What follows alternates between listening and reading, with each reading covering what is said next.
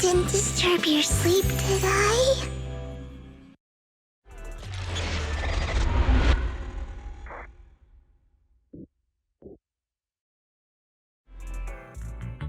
When I got here, the other Lord Phaethon said you were resting on the couch and just let me in.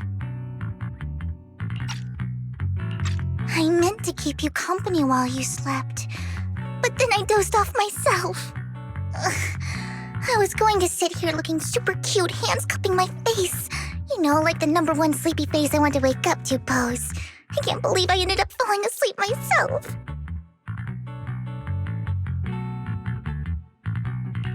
What sleepy face?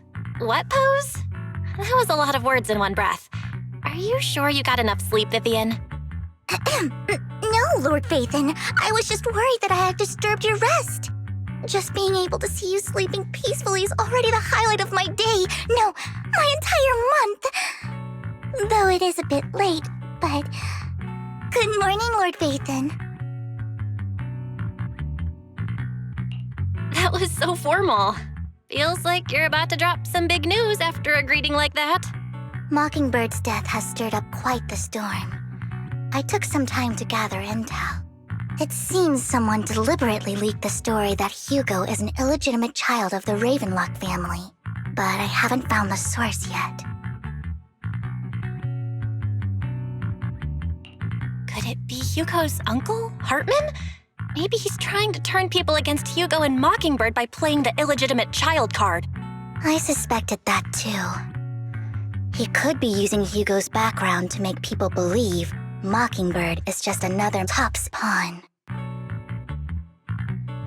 To the upper class, Mockingbird may be insignificant, but it has a loyal following among regular folks. But after some digging, I was surprised to find that the public isn't turning on Hugo. They're actually starting to see him in a better light. Some people feel bad for him, some relate to his struggles, and Hartman's the one getting all the heat. Public outcry against Hartman is growing, with many believing he murdered Hugo for his own selfish gain. Tops is hosting an industry summit this week, a responsibility usually handled by the Ravenlocks. But my sources tell me another family has taken over this year at the last minute. If I'm not mistaken, Tops is intentionally keeping its distance from the Ravenlock family due to the current public sentiment. Is someone trying to take advantage of this to get rid of both Hartman and the Ravenlocks? I think Hartman knows this too, which is why he's completely vanished. No matter how hard I search, I can't find a single trace of him. Hartman must have taken the sacrifice core. Now that he holds this bargaining chip, he is definitely going to negotiate his way out of this with the Exaltists. Sorry for interrupting, Vivian, but I need a quick word with Belle. Oh, no problem at all. I'm sure you have important faith in matters to discuss. Take your time. I'll just be waiting outside. We can't make our guest wait outside. Belle and I will step out instead. Oh, don't mind me, Lord Phaethon. I wanted to browse the videotapes anyway. I'll be right here. Just let me know when you're done. Belle, Lycaon's outside the video store. He knows Vivian is with us, so he's hesitant about coming in. He's stressing over what he did to Hugo in front of Vivian, but he really needs to talk to us. Maybe you should go speak with him first. I'll go talk to Lycaon. Honestly, neither he nor Vivian is at fault. As proxies, it's our job to be the bridge between them.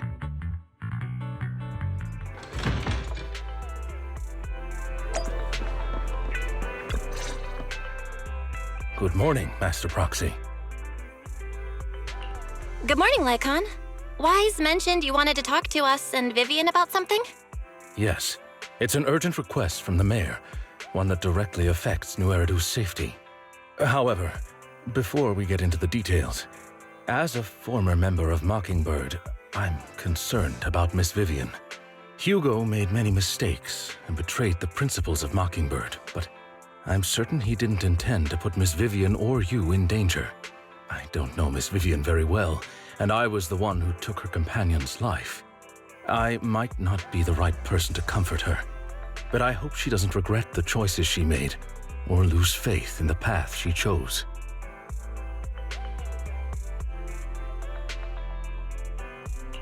Vivian's doing just fine. She's actually been gathering intel and has a clear understanding of where things are headed. She might be tougher than you think. If you're really concerned, why not just talk to her directly? If you'd like to apologize, it should be face-to-face, right? That's reassuring to hear. I trust your judgment. You've always had a sharp eye for people. Would you mind coming in with me? I'd like to apologize to Miss Vivian in person. No problem, but I'll be staying neutral. Everyone has their own stance on this, and I get where both of you are coming from. As a proxy, I'm just here to make sure you have an open conversation. I'm not taking sides. I respect that. Thank you.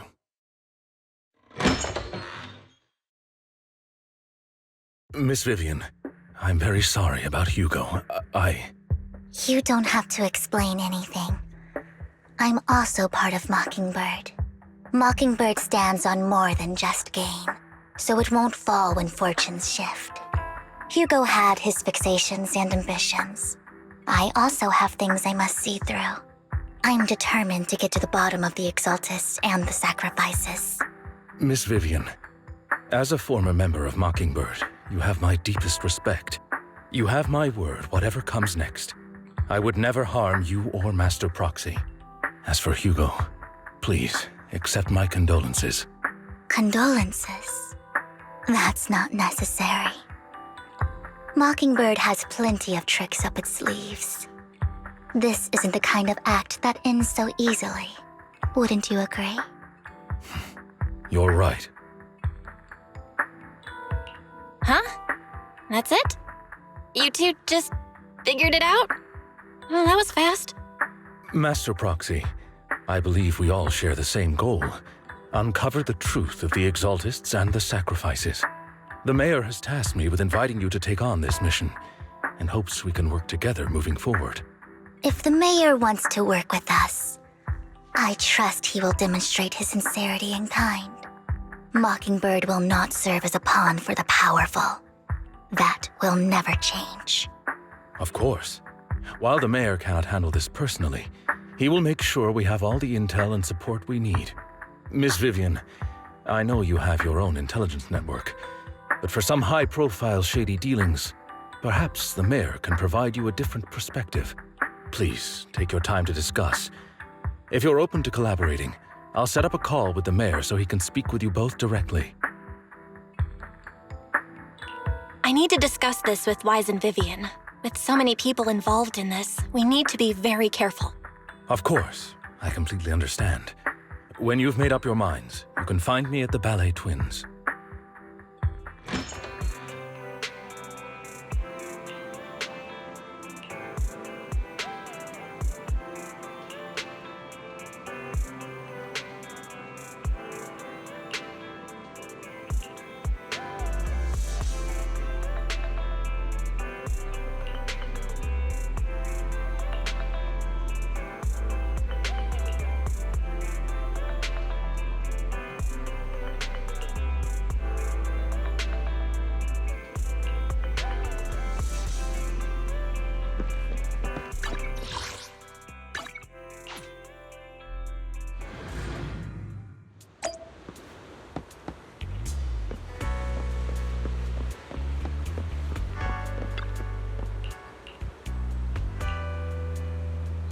All sorts of unexpected things happen in the morning. Mew Mew will always protect you. Or should I say, protect you?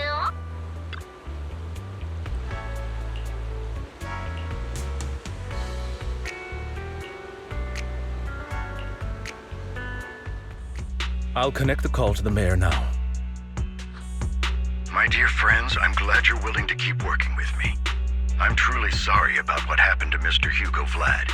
I didn't anticipate things would turn out this way. As Mayor, I can't fully condone Mockingbird's actions, but personally, I had a lot of respect for Mr. Hugo Vlad. I looked further into Bringer's map. The sacrifices were created by an exaltist named Landon, who was active in Janus Quarter. Mr. Landon passed away in an accident a few years ago. Before he died, he was researching sacrifices and was said to have created a batch of serum that could turn living people into sacrifices. The problem was, the serum wasn't stable, and after his death, the recipe was lost. No one knows what happened to the exaltist in Janus Quarter back then. But it's clear that after the leader died, there haven't been major exaltist activities in the area. Bringer's map marks the locations where the exaltists' most successful attempts at creating sacrifices were.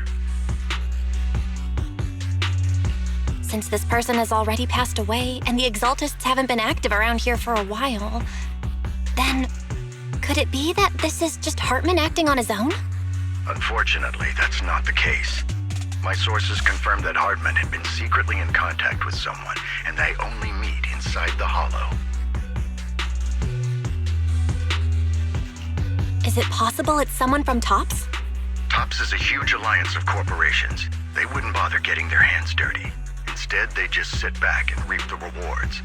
Everything Hartman is doing is to secure his place in TOPS and strengthen his power within the Ravenlock family. If my guess is correct, Hartman has gotten in touch with the remaining members of the Exaltists that used to follow Landon, helping them create new sacrifices. But what's in it for TOPS? There's no way the Exaltists would just hand over their secrets about sacrifices to Hartman, right? A sacrifice outbreak would throw the city into chaos. And that's when TOPS steps in, taking control of the situation on their terms. The public will see the mayor as incompetent, while TOPS comes off as the real protectors of the city. And when that happens, public trust will shift towards TOPS. And Mr. Mayor, you might find yourself in an unfavorable situation. Still sharp as ever, Miss Vivian. So, what exactly do we stand to gain from partnering with you?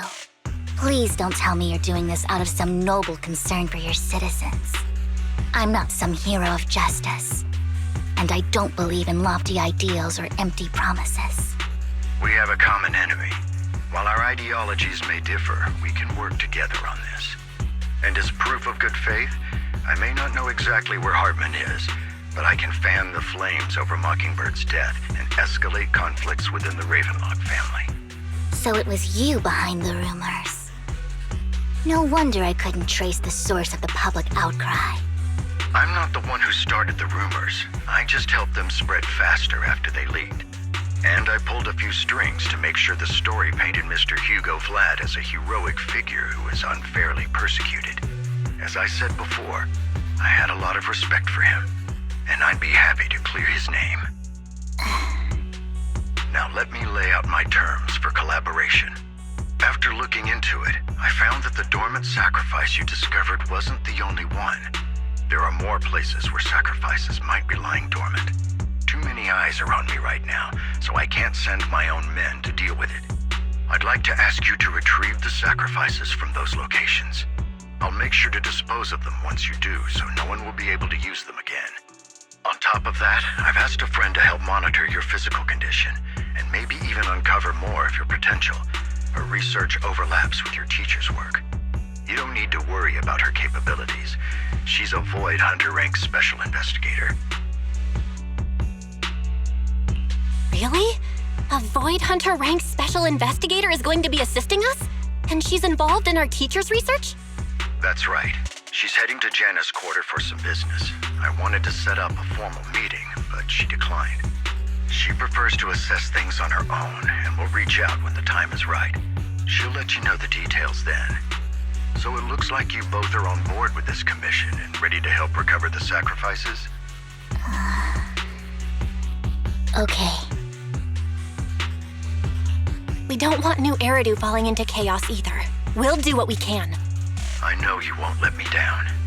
Given our positions, we might not be friends, but we're definitely not enemies. I'll leave the rest to you then. I've got to go. Goodbye.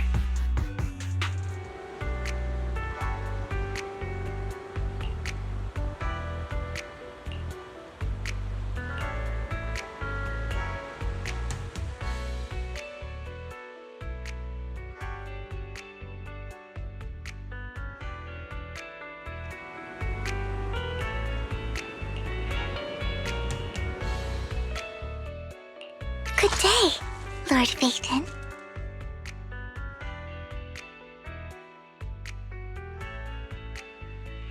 Sukasura Yanagi, awaiting orders.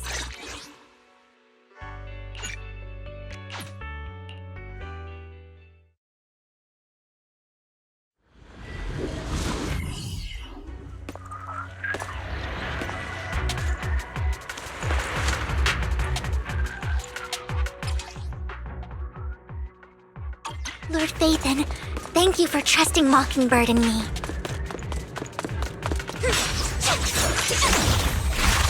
Together, Lord Phaethon?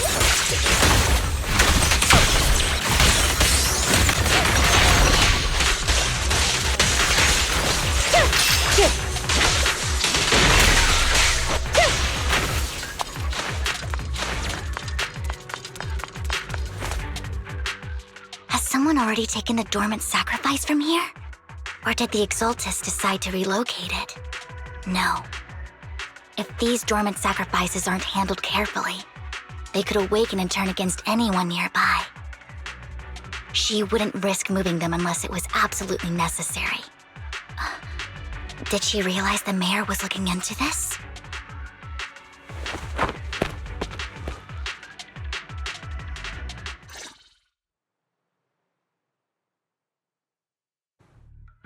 Did Hartman just make up this intel to get a shot working with us at Tops?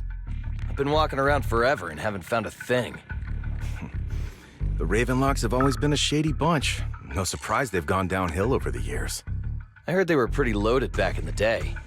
What kind of business did they run? No clue. On the surface, their businesses seemed legit, but who knows what was happening behind the curtain. Probably something with the sacrifices. I mean, how else would he know about the dormant ones left around here for years? And he was so sure that even if those original sacrifices didn't work out, he had a backup plan. Backup plan? What could that be? Well, that's beyond me. I just happened to overhear something while I was next to Mr. Edmund one day. What's Tops planning to do with all these sacrifices, huh? For research? Do you think we'll ever have a normal life in the Hollows? Don't ask questions you shouldn't be asking. All right. There's nothing here anyway. Let's leave the Hollow and report back on what we found. And we'll make it just in time to clock out for the fieldwork shift. Let's get out of here first.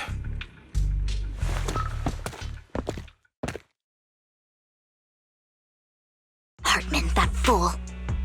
He'll do anything to get into Tops, even if it means playing with fire. She's an Exaltist. Human lives have never mattered to her. The more people get dragged in, the greater the danger. Vivian, I've been dying to know. Who is this she you keep mentioning? I apologize for losing my composure. Please don't mind me. The she I'm referring to is with the Exaltists. Someone I have a history with. That's why the moment I heard about the sacrifices, I felt compelled to uncover the truth. I never meant to hide anything from you. It's just that, for me, the Exaltists bring back painful memories. And I'm not ready to face them yet. So, Lord Phaethon, please give me a little more time. Once I've gathered my thoughts, I promise I'll tell you everything. Sure, I won't pry anymore. Everyone's got a past, and you don't have to dig up old wounds if you don't want to. I can see the Vivian I know now is super brave and kind. I believe you've really put in the work. Lord Phaethon, if we weren't in such a hurry, I'd spend 3 whole hours singing your praises. I'll make note of this and make sure to get it done before bedtime. First things first, let's track down those dormant sacrifices. The Exaltists have probably realized someone's after them by now. I wish we knew what Hartman's backup plan is. I just can't shake the feeling that something bad is about to happen.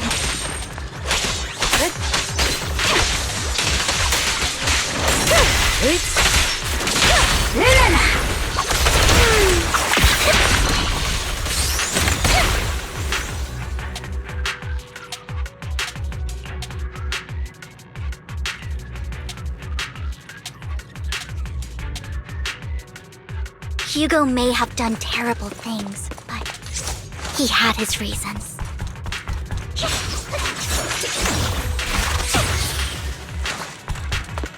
Mockingbird might be seen as the bad guys by a lot of people, but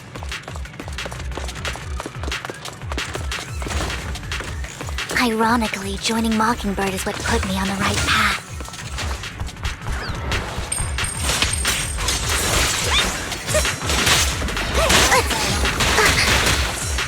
For the first time, I'm needed for more than just my curse. Roger. Surrender. Nothing here either. Are we too late?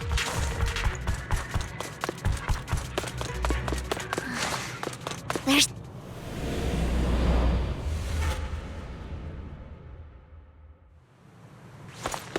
Don't touch me.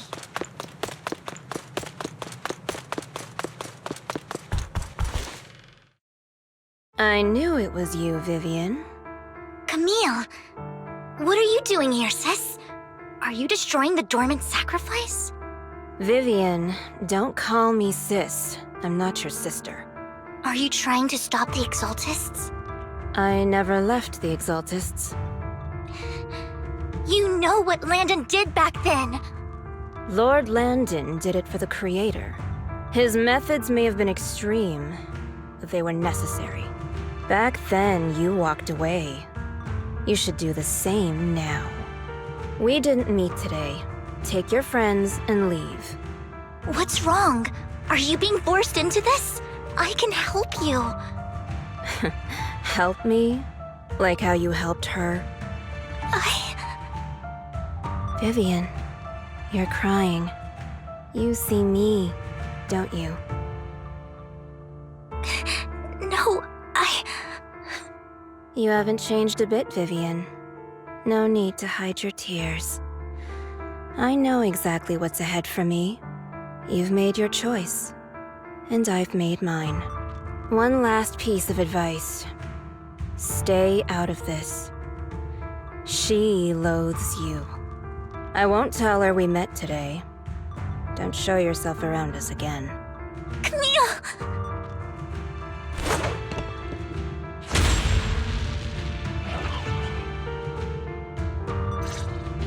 Lord Nathan, watch out! I'll tell you what that was about later. Stay away from me. Let's take care of the ethereals first.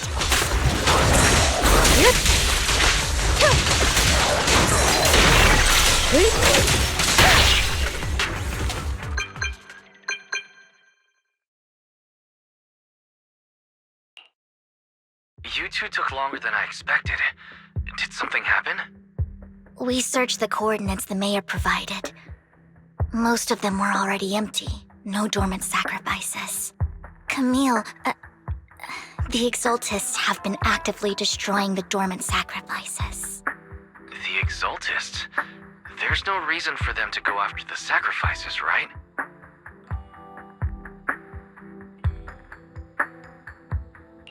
Vivian is telling the truth.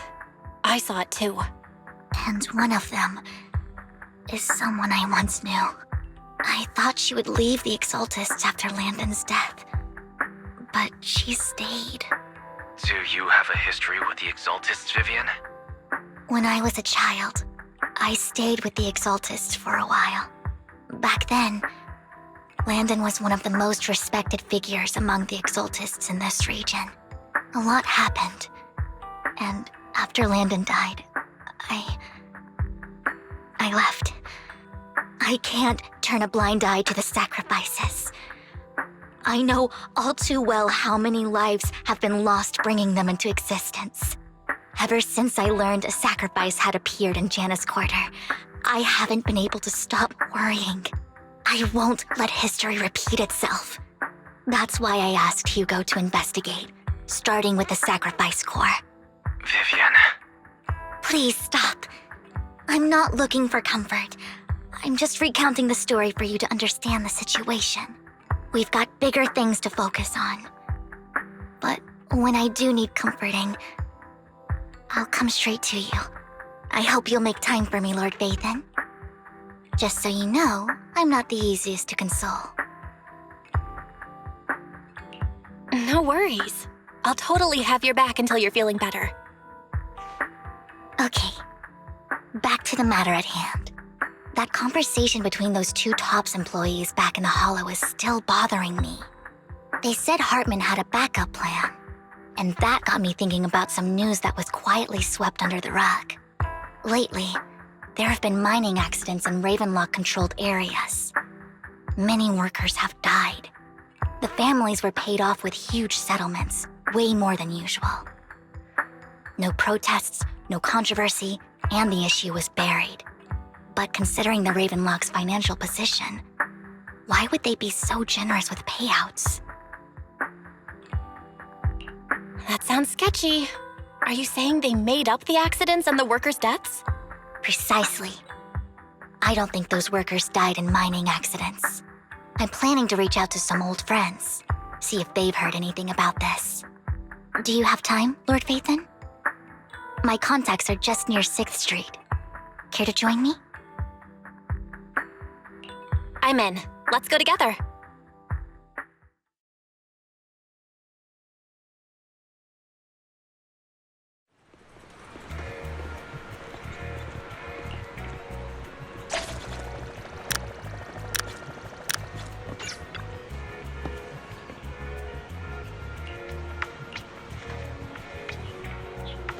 An old friend of mine said she has some new intel.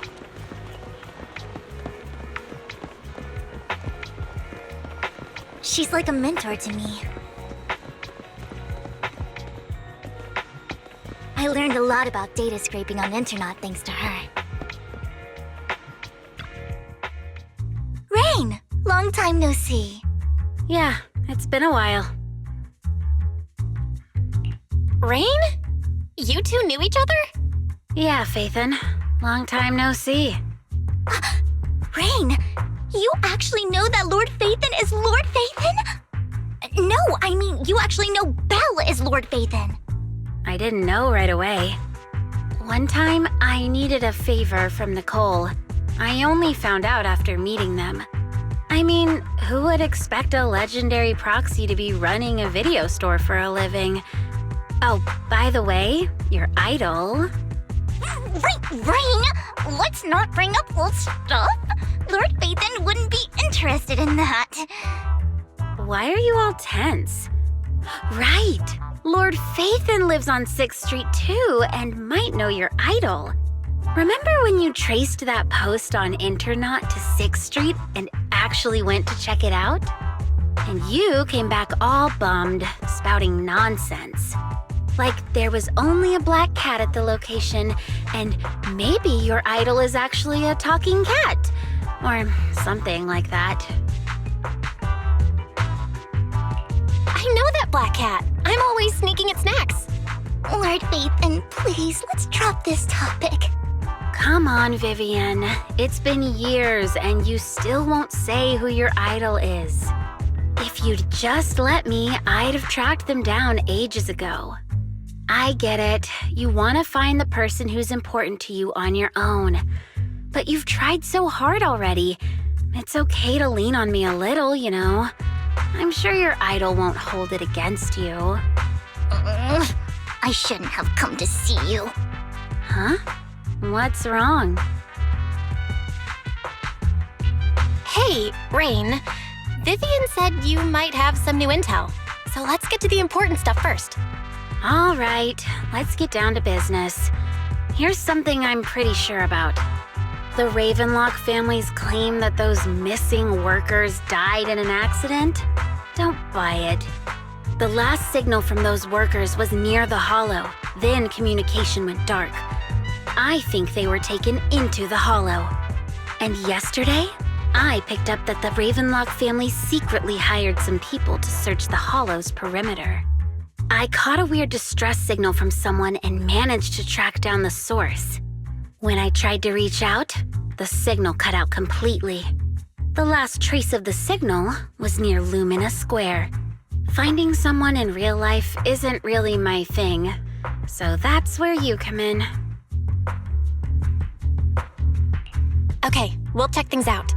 You just said this is something you're sure of. Do you have anything you're unsure about? I dug up some info online, and one thing stood out. A few days ago, there were some creepy sounds coming from an abandoned warehouse by the port. The place was locked up, so no one could see what was happening inside. Not sure if it's related to your search. If you don't find anything useful around here, it might be worth checking out. Well, that's all I have for you. Thank you, Rain. Don't get all emotional on me now. I'm just helping out a friend. This one's on the house. Consider it payback for the favor you did me last time. But if you still want to find your idol, hit me up. I've been curious for what...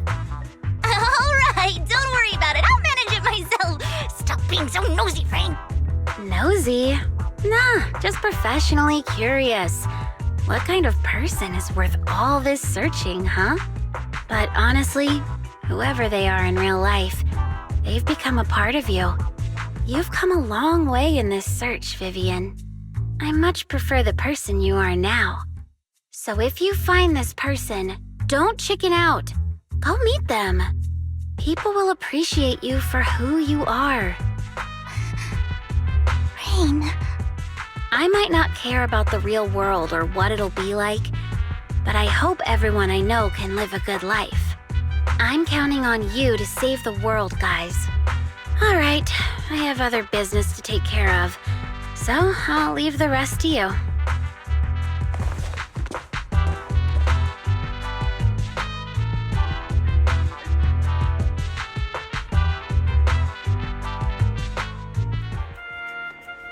Lord Phaethon, please pay no mind to what Rain said.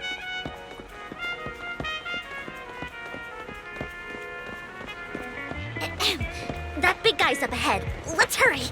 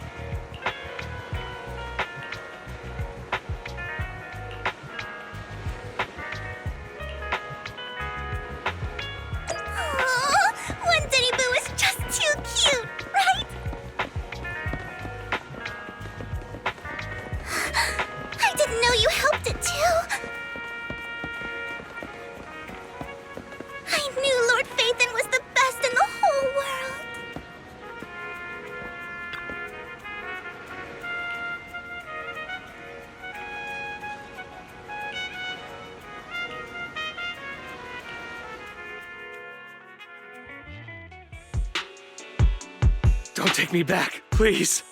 I was wrong. I know I messed up. I don't want your money anymore. Please, no. Calm down. Who are you? I won't say anything. Just let me go. I don't know anything. I swear, I know nothing. We are not PubSec, the HIA, or the Ravenlock family. We won't force you into anything. There's no need to be afraid. What do you want from me then? We simply want to know where the Ravenlock family took you and what they made you do. I can't say. I can't tell you. I have a family. They'll hurt them. You never saw me. Please, just stop asking. Don't you wish to see your family? I don't deserve to see them. It's my fault. I was greedy. I did this to myself. But your family must miss you dearly. I'm sure they won't blame you. No, it's my fault. It's all on me. I don't want to drag them into this. If the whole ship is sinking, no one on board can escape. I'm just a nobody. And right now, there's nothing I can do to change anything. If you care about your family and friends, now is your chance to stop the disaster before it's too late. Even a butterfly flapping its wings can send a tsunami surging across the ocean. No one knows how this will turn out. But if you do nothing now, the only thing waiting for you at the end will be regret. We're not here to turn you in, and we won't force you to confront them. You'll be safe with us. I'll help you return to your family. But you must tell us precisely what happened. Hartman offered a huge amount of money, looking for workers to go into the hollow to guard something. The money was way too good. We all kind of figured something wasn't right. I thought it was just smuggling or guarding some kind of illegal ether resources, so I signed up. After we sent in our applications, Hartman's men took us into the hollow. The first place we went, there was a strange box. When we got there, they handed us some pills, saying they'd improve our aptitude for ether, for us to last longer in the hollow. But after I took them, everything went fuzzy. Something was definitely off about those pills. When I woke up, I saw my coworkers dead in front of me. And there was blood all over my hands. They said something about me being a good experiment, moved me somewhere else, and locked me up. They wanted to inject me with something. I got scared and didn't know what was gonna happen.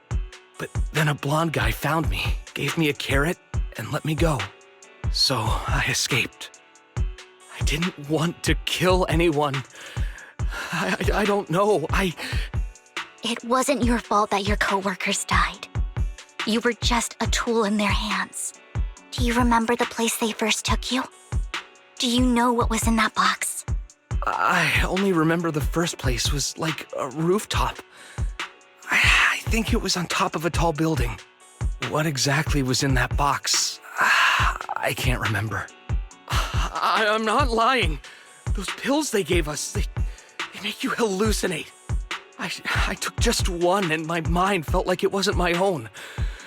My memories turned into a blur. I'm telling the truth.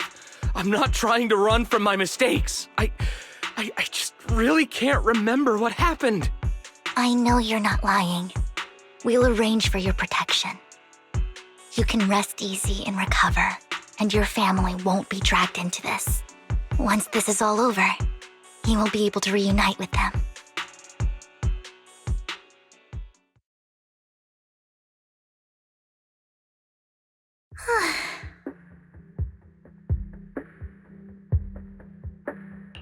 I've been meaning to say this for a while, Vivian. You're just so calm and decisive when things get tough. Totally different from the impression you gave me at first. Actually, I wasn't always like this. I used to run away when things got tough. There was even a point where I just wanted to disappear. As if my very existence was the source of suffering. I wondered. Perhaps leaving it all behind could put an end to the pain. Whoa. It's hard to imagine you like that.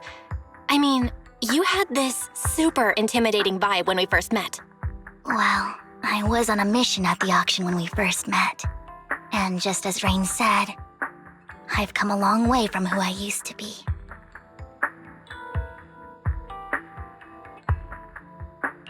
Speaking of Rain, it's still wild to me. I never thought you and I would have mutual friends. And you even know one Denny Boo. Can you believe we might have passed each other so many times without even realizing it? enough about me. Tell me more about you, Lord Vathan. Where have you been, and what have you experienced? Looking back, I feel like I've been through a lot lately. My brother and I even lost our Vathan account. Oh, everything started when the Cunning Hares took something from the Red Fang gang.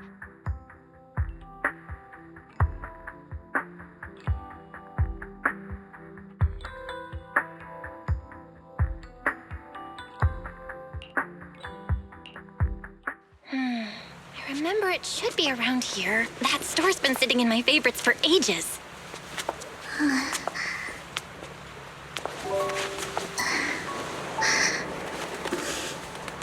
Lord Vathan! Huh? What's up?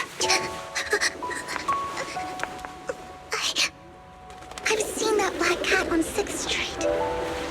That harmonica in the outer ring you mentioned. I've heard it before, too. I've even been to the monument outside Hollow Zero. But none of that was a coincidence. It was me.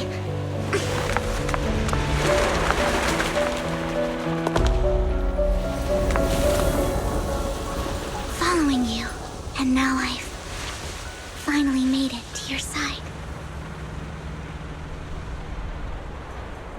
Ever since I was little, I had been seen as the bringer of bad fortune. I had traveled to many places and witnessed far too much misfortune. Every tear I shed brought disaster. I've heard too many curses to count. I loathed my tears as much as I despised my own existence. Wherever I stayed, tragedy followed. I had roamed too many places, and each time, it ended the same way. I didn't know where I could go anymore. One night, I stumbled upon a post discussing me. Whether they knew me or not, everyone seemed convinced that I was the source of the curse. Some mocked me with cruel intent. Some wished I would vanish, and others speculated maliciously. It really seemed that my very existence was a disaster. In that moment, as darkness enveloped the city, I saw lights flickering to life all around New Eridu. So many lights, and not knowing where to go, I thought, if only I could disappear into those lights. I made up my mind, and right then, my phone rang.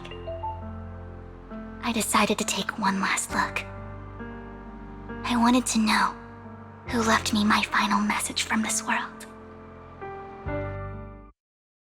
It was you, Lord Vathan. Wait, really? Me? Yes. And I checked with the other Lord Vathan. You were the one using the account at that time, but I know you probably don't remember it. After all, it was just an ordinary day with an ordinary post and meaningless comments online. But for me, it was the night I finally realized where I could go. I wanted to walk the paths you had walked, see the sights you had seen. And then, one day, share it all with you, face to face.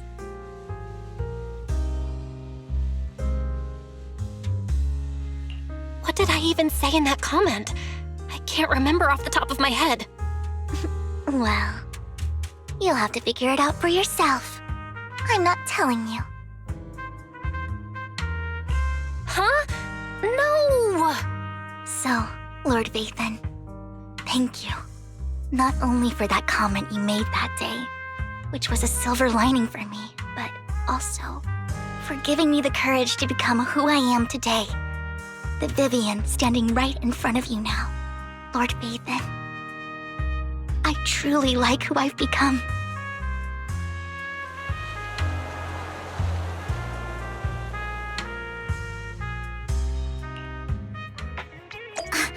Lycaon just sent a message. There's an update.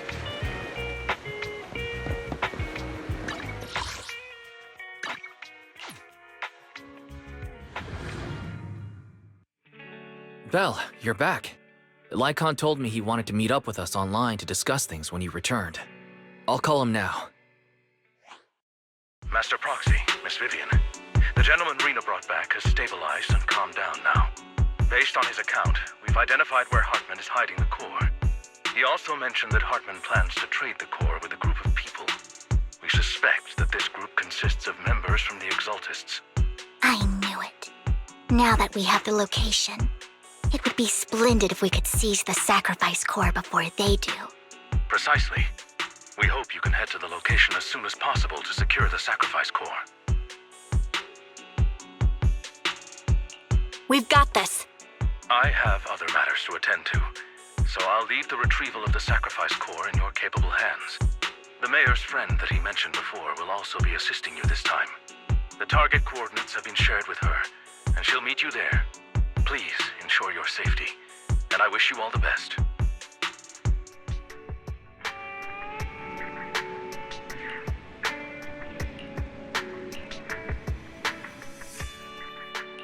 I would never turn down Lord Phaethon.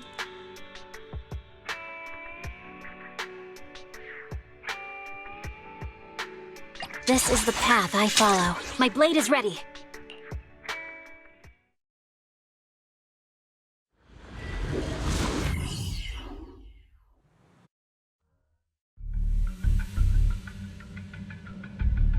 Where's the sacrifice core? Camille, you really think I'd stroll around with something this important? Plus, even though the Ravenlocks and the Exaltists have been working together for ages, I've hardly even met Lady Dina. I'm the one offering the sacrifice core here. I'm curious what Lady Dina's got lined up for me in return?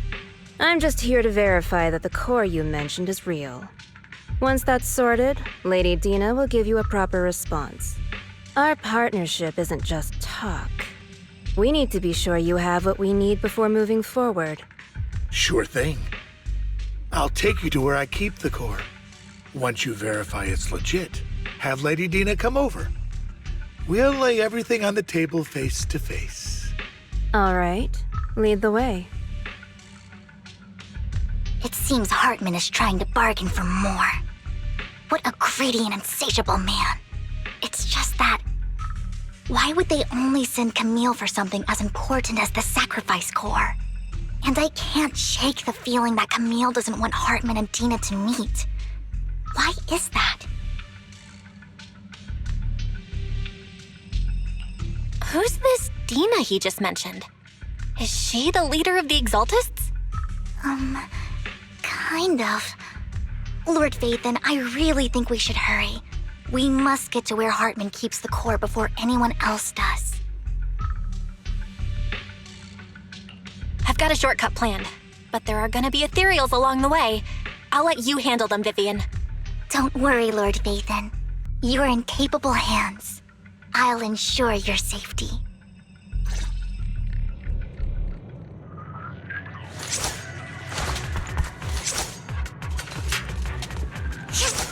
Ethereals! Stay away from Lord Phaethon!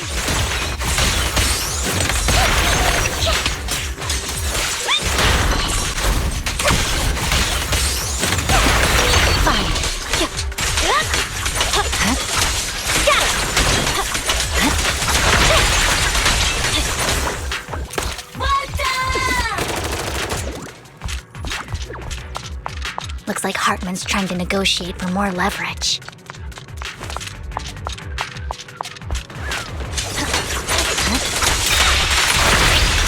Let's get out of here. Let's keep moving, Lord Phaethon.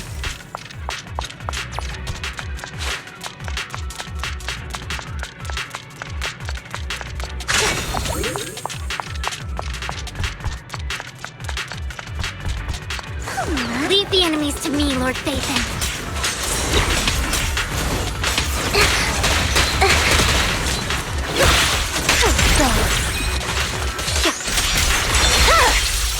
Weakling.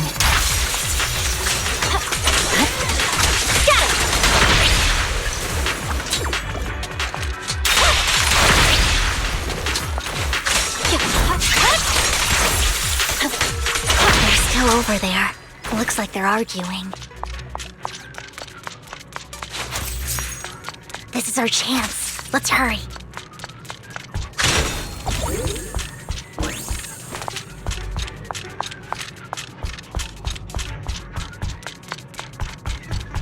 No matter who has the sacrifice core, Hartman or the Exaltists, it would be really dangerous. Hand over what's in the box. We do this the hard way.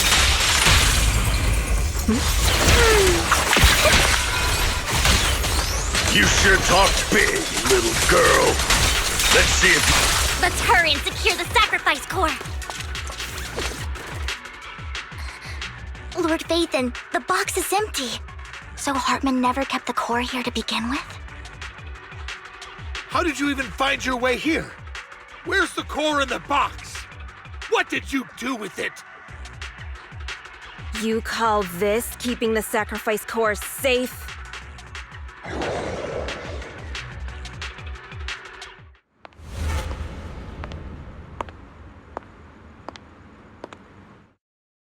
Vivian, it's been ages. Dina! Oh my, you actually remember me. So sweet. Look at you, thriving.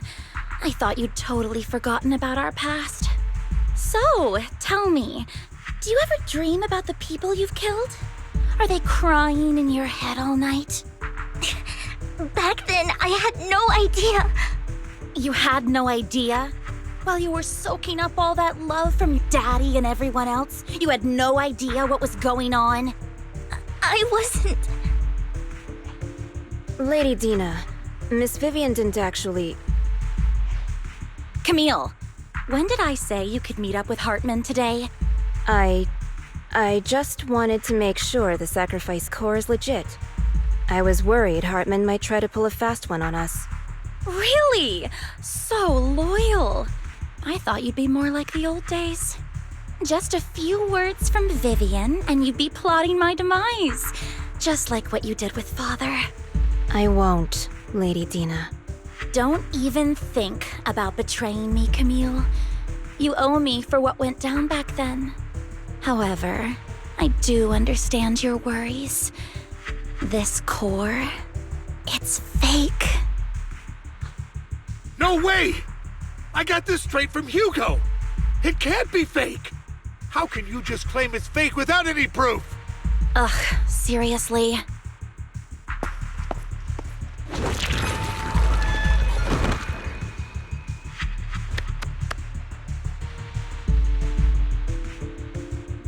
The sacrifice core can max out the ether particles within human bodies in no time at all.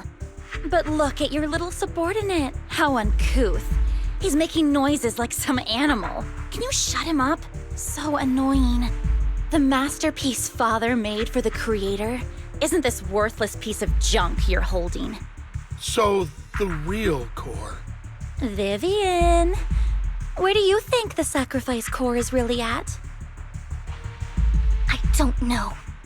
If I knew where the real core was, I'd destroy it without a second thought. Dina, you understand what the sacrifices are. And you know those who were blessed should not have to endure such horrors. Oh, they shouldn't have suffered those horrors. Weren't you the one who decided if they'd be blessed or not? If it weren't for your tears, how would they have encountered such misfortune? How self-righteous, Vivian. Their fates were in your hands.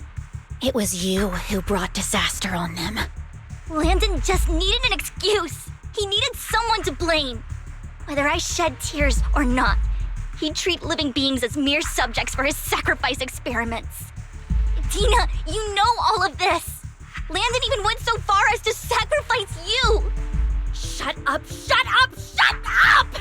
Father did it for his great cause. Vivian, why do you always mess everything up for me? Everything! You did it before, and now again! You just had to ruin my plan. I was so close to fulfilling Father's last wish. If you don't give me the sacrifice core, be prepared to become food for the ethereals. I told you I don't have the sacrifice core. Otherwise, I would have destroyed it already. Lord Phaethon, find the right moment to retreat. She can be quite unpredictable when her temper flares. Oh, really? You don't have it? Then I suppose there isn't a reason to keep you alive.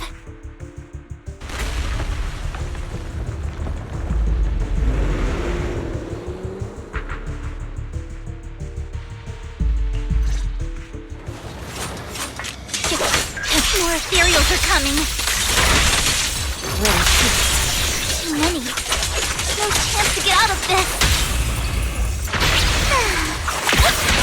Fine.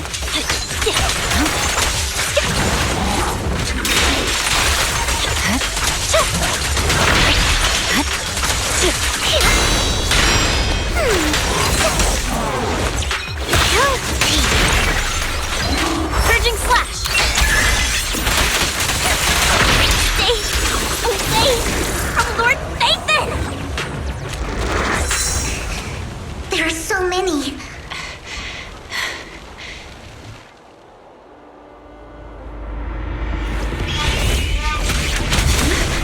It's ink.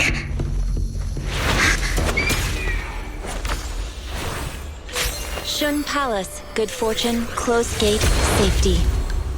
What? An evil miasma gathers here. Another place of conflict. If you wish to avoid disaster, then head southeast.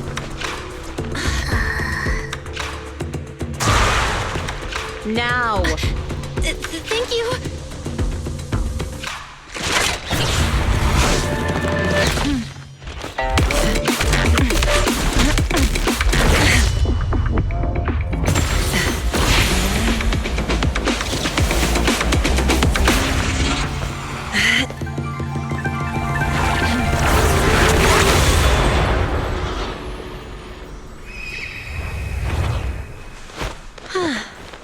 Finally, peace and quiet.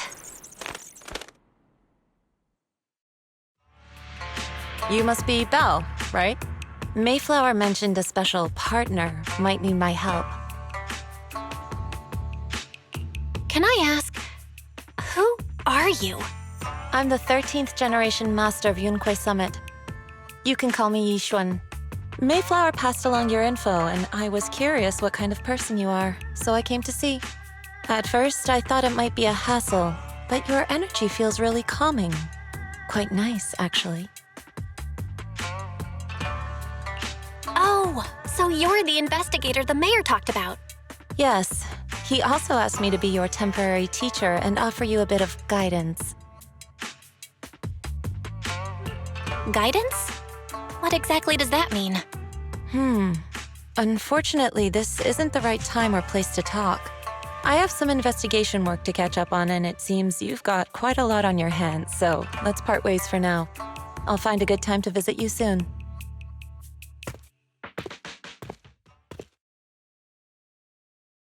I'm so sorry, Lord Phaethon. I'm just not feeling very well. I think I'll head back for now. I'll investigate the sacrifice core and reach out once I find something.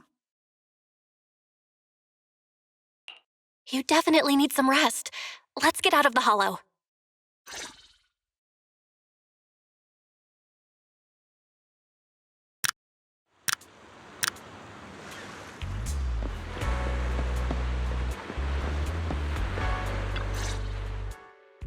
Lord Phaethon, are you going to rest now?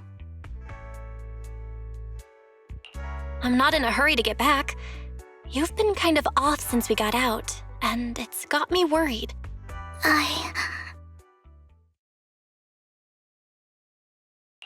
If something's bugging you, just spill it if you want to. I'm a pretty good listener, you know.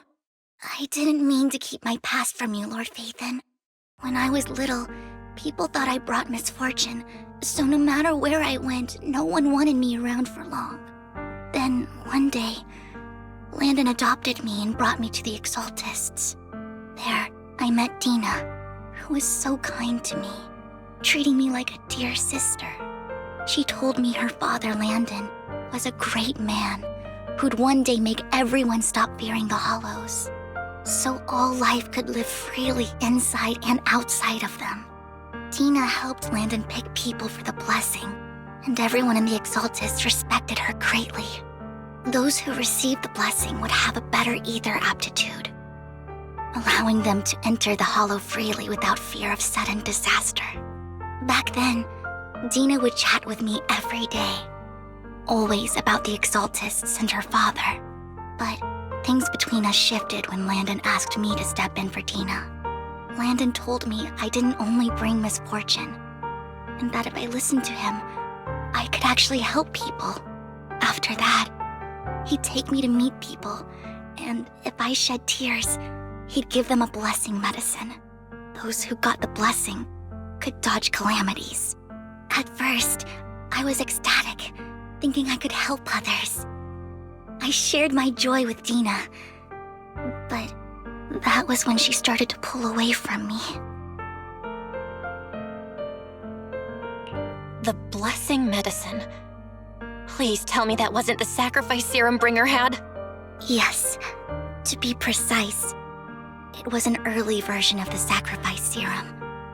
Landon's medicine wasn't stable.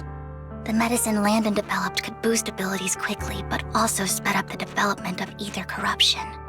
In the end, most people turned into ethereals, and a few became sacrifices, losing all human consciousness. The ethereals were killed while the sacrifices were given to the higher-ups of the Exaltists. The Exaltists wanted the sacrifices to hold human consciousness, so Landon's medicine was seen as a failure, and he gradually lost influence within the Exaltists. One day, I saw Dina, and tears streamed down my face. In a bid to save his reputation, Landon decided to let his own daughter receive the blessing. I had always thought that getting the blessing was a good thing, until I saw terror in Dina's eyes that day. That evening, I broke Landon's rules for the first time and followed him out of the Exaltist's residence. I trailed him to the Hollow, where I witnessed someone who had been blessed becoming corrupted. In the end, that person became an ethereal. Then, without hesitation, Landon killed him. Before Landon returned, I went back to the residence and snuck into his study. And there, I uncovered the truths I just told you. And just a few days later, it was time for Dina to be blessed. I wanted to save her and stop anyone else from getting deceived. So, that day, I told everyone present that Landon should be the one to receive the blessing, not Dina. At first, Landon argued, and no one believed me. But, in front of them all, I looked at him and let my tears fall.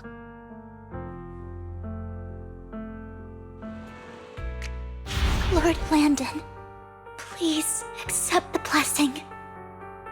Vivian, you... Why won't you accept the blessing? Were you lying to us? Ungrateful fools! You have no use anymore! Liar! Run! Run! Dina! Dina, wake up! We have to go! Vivian? What's happening? Listen to me! Lord Landon's so-called blessing isn't...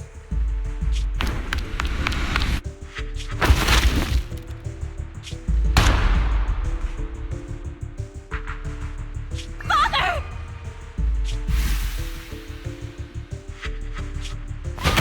No, I was just... Mom, I want to go home. It's got nothing to do with us. This is just what happens when you don't accept the blessing. Vivian, was this you? Dina, I just didn't want you to accept the blessing. Everyone who does ends up... I just don't want to lose my father. You knew? If you knew what he's done, you... He's my father. He's all I have. Stop being self-righteous, Vivian. You only ever bring misfortune.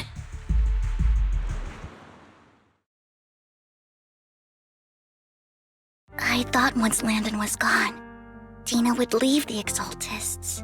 I never expected her to continue his research or that Camille would stay. Camille lost her entire family in a hollow disaster, so she's always supported the Exaltists. She's not a bad person. She's just someone searching for hope. She joined the Exaltists very early on, and even watched Dina grow up. That day, she was just so desperate to save Dina that she... All these years, she's been following Dina, taking care of everything out of guilt, I think. But I didn't just fail to save Dina. I trapped her. I see misfortune approaching, but I can never change its course or avoid the bad ending. Maybe I really am a bringer of misfortune. No way. You're not the one bringing bad luck. Whatever went down with the Exaltists, Landon used you. As for Dina and Camille, they know the truth, and they just made their choices. The hollows and the disasters they caused took more than just their loved ones. But not all survivors cling to obsession and hatred like they do. Lord Phaethon. You need to believe in yourself. You're currently resolving the sacrifice crisis with your own effort. I remember you saying you really like yourself now. So what's changed? Yes, that'll always be true. Thank you for listening to my story today. Years have gone by, but I've never had the courage to face all this. Maybe Dina and I were meant to meet today, so I could finally spill it all out. It lightens my heart a little. Lord Phaethon, you truly are a wonderful listener. Whenever you're feeling down, don't hesitate to come to me. I will. It's been such a long day. You must be exhausted. I'll track down the location of the sacrifice core and let you know what I find. Good night, Lord Phaethon.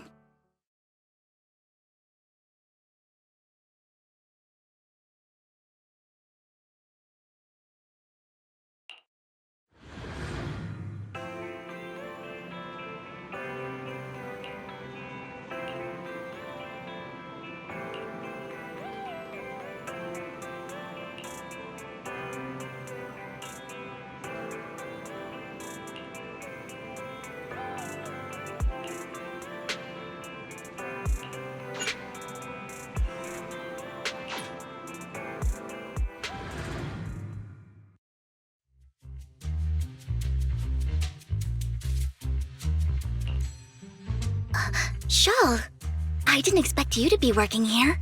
Perfect. I was just covering someone's shift. The screening here is super strict, and I was afraid the supervisor would realize I was new and subbing for someone, so I hid in the control room during the supervisor's inspection. So I happened to bump into this guy, a blonde man wearing a hat, and I think he was checking some footage. Then he logged that footage into the tape he brought. Later, I found that part of the footage had been wiped. Blonde, wearing a hat. Could it be Hugo? Do you know him?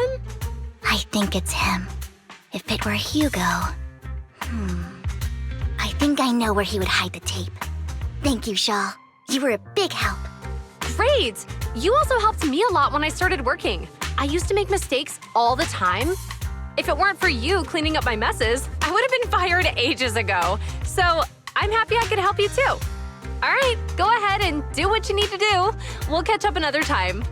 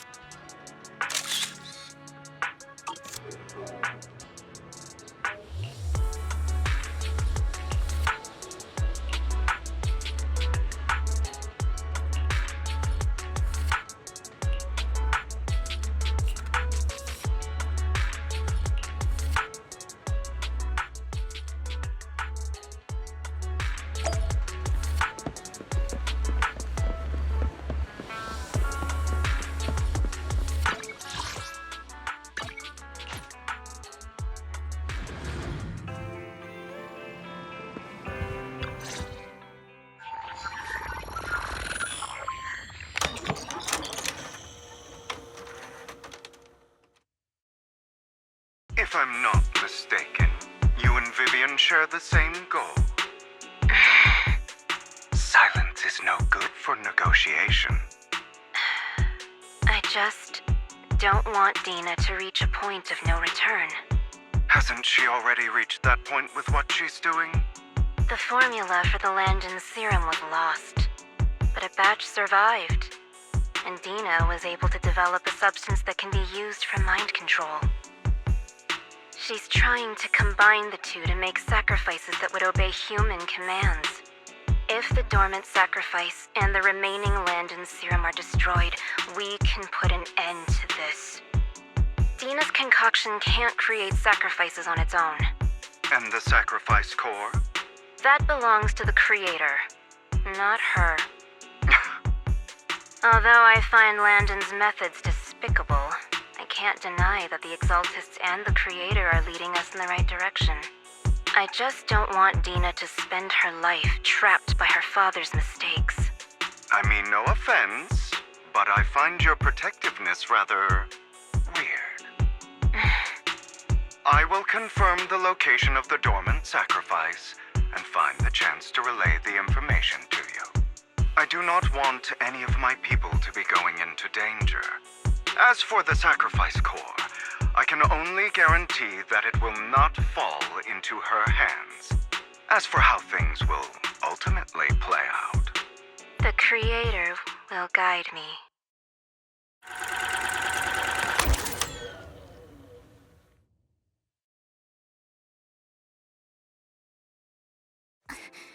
Camille was actually destroying the dormant sacrifice?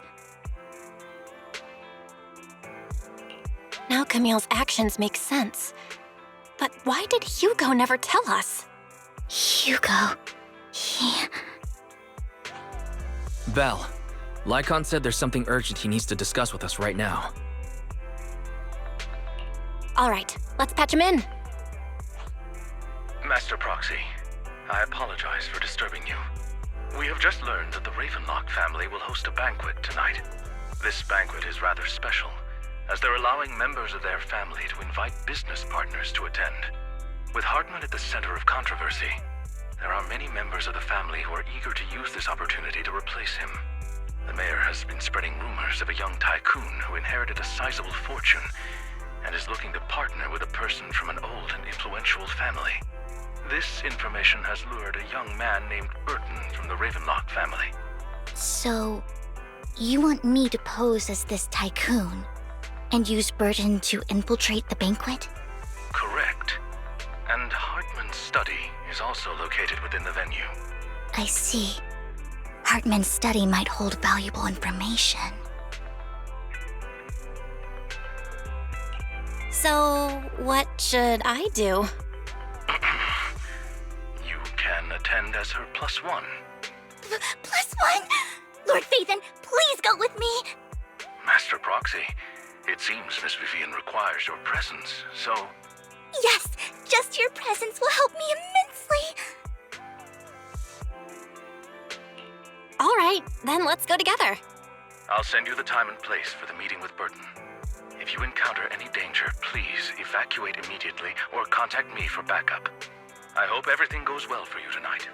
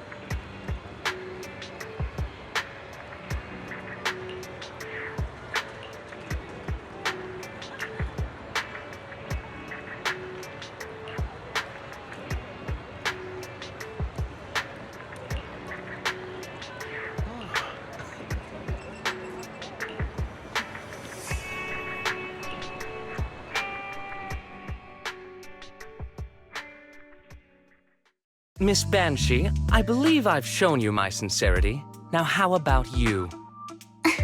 Sincerity? My presence here is a show of sincerity. If we're to work together, Miss Banshee, you should drop your pretentious act.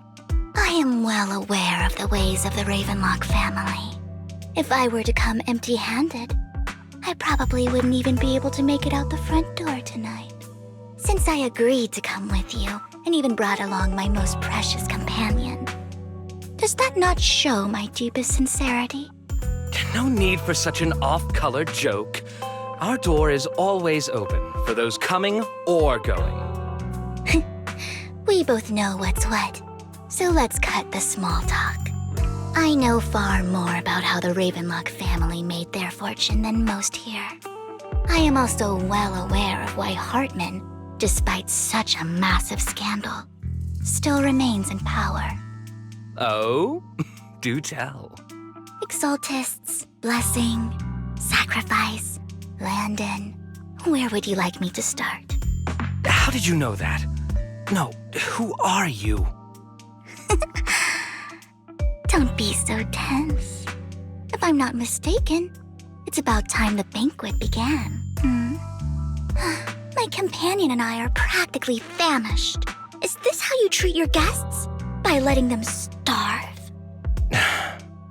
Perhaps when we've had our fill, we'll remember where the sacrifice is hidden. You know where the sacrifice is?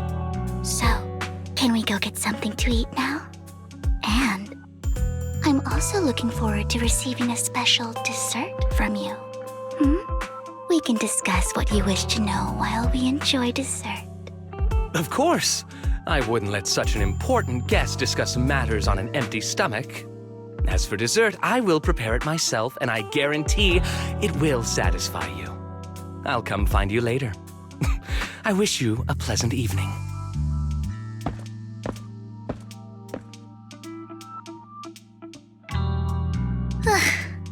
These kinds of people are exhausting to deal with. I really don't know how Hugo used to put up with it. What did you mean by dessert just now? I couldn't really follow. Hugo taught me that bringing up dessert in such situations is a way of telling the other party they need to offer more. Fortunately, that old fox Hartman is terrified of losing power. He's definitely keeping the destruction of the sacrifice and the fact that the sacrifice core is fake hidden from the other family members. Otherwise, Burden wouldn't have been so willing to raise his offer. Lord Phaethon, let's find Hartman's study when the banquet is at its busiest. All right, I've already taken note of the surrounding terrain. Once more people arrive, we'll enter the garden through the door in the corner of the banquet hall. Wherever you go, I'll follow, Lord Phaethon.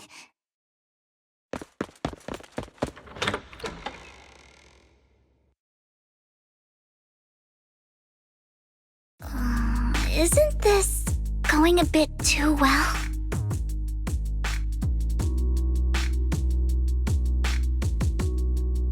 The security around the manor is really strict, but inside might be more lax. But just in case, let's tell Lycaon. Right. Having some backup would be safer. Let's check Hartman's recent correspondences for clues. I still have concerns about the sacrifice core. Right. Though the core he gave Dina was fake, Hartman might have left a trick up his sleeve and hid the real one. Then let's split up.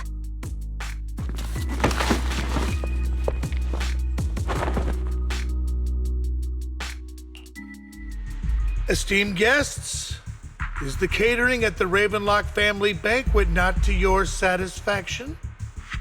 So much so that these two distinguished guests felt the need to come to my humble office to scavenge for food. Don't want to come out? Well, after all, you don't have long left. Burton, that greedy idiot, fell for the mayor's trap. But I never expected that he would bring you into my territory. I suppose I should thank him. Otherwise, I would have had to go to great lengths to eliminate you. Vivian, Phaethon, give Hugo my regards. Tell him I shall be taking the wealth and power of the Ravenlock family for myself.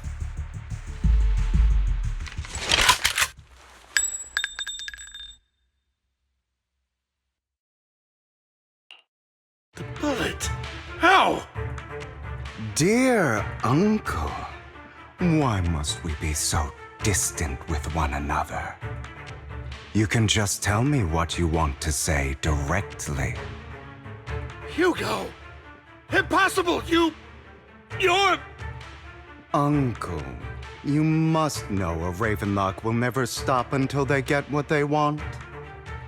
Did you really think I would be defeated so soon, when I have yet to trample you into the dirt? You filthy bastard! You only know how to resort to these petty tricks! Petty tricks?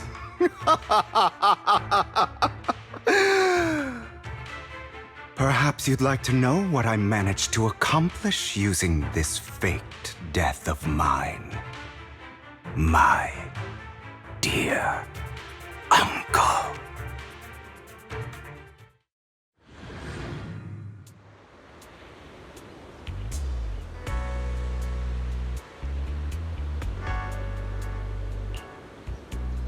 Faking my own death. Hope it's all worth the theatrics in the end. It was just to keep Hartman off my back, but maybe I went a little overboard. The manager must be pretty shaken up. I should apologize at some point.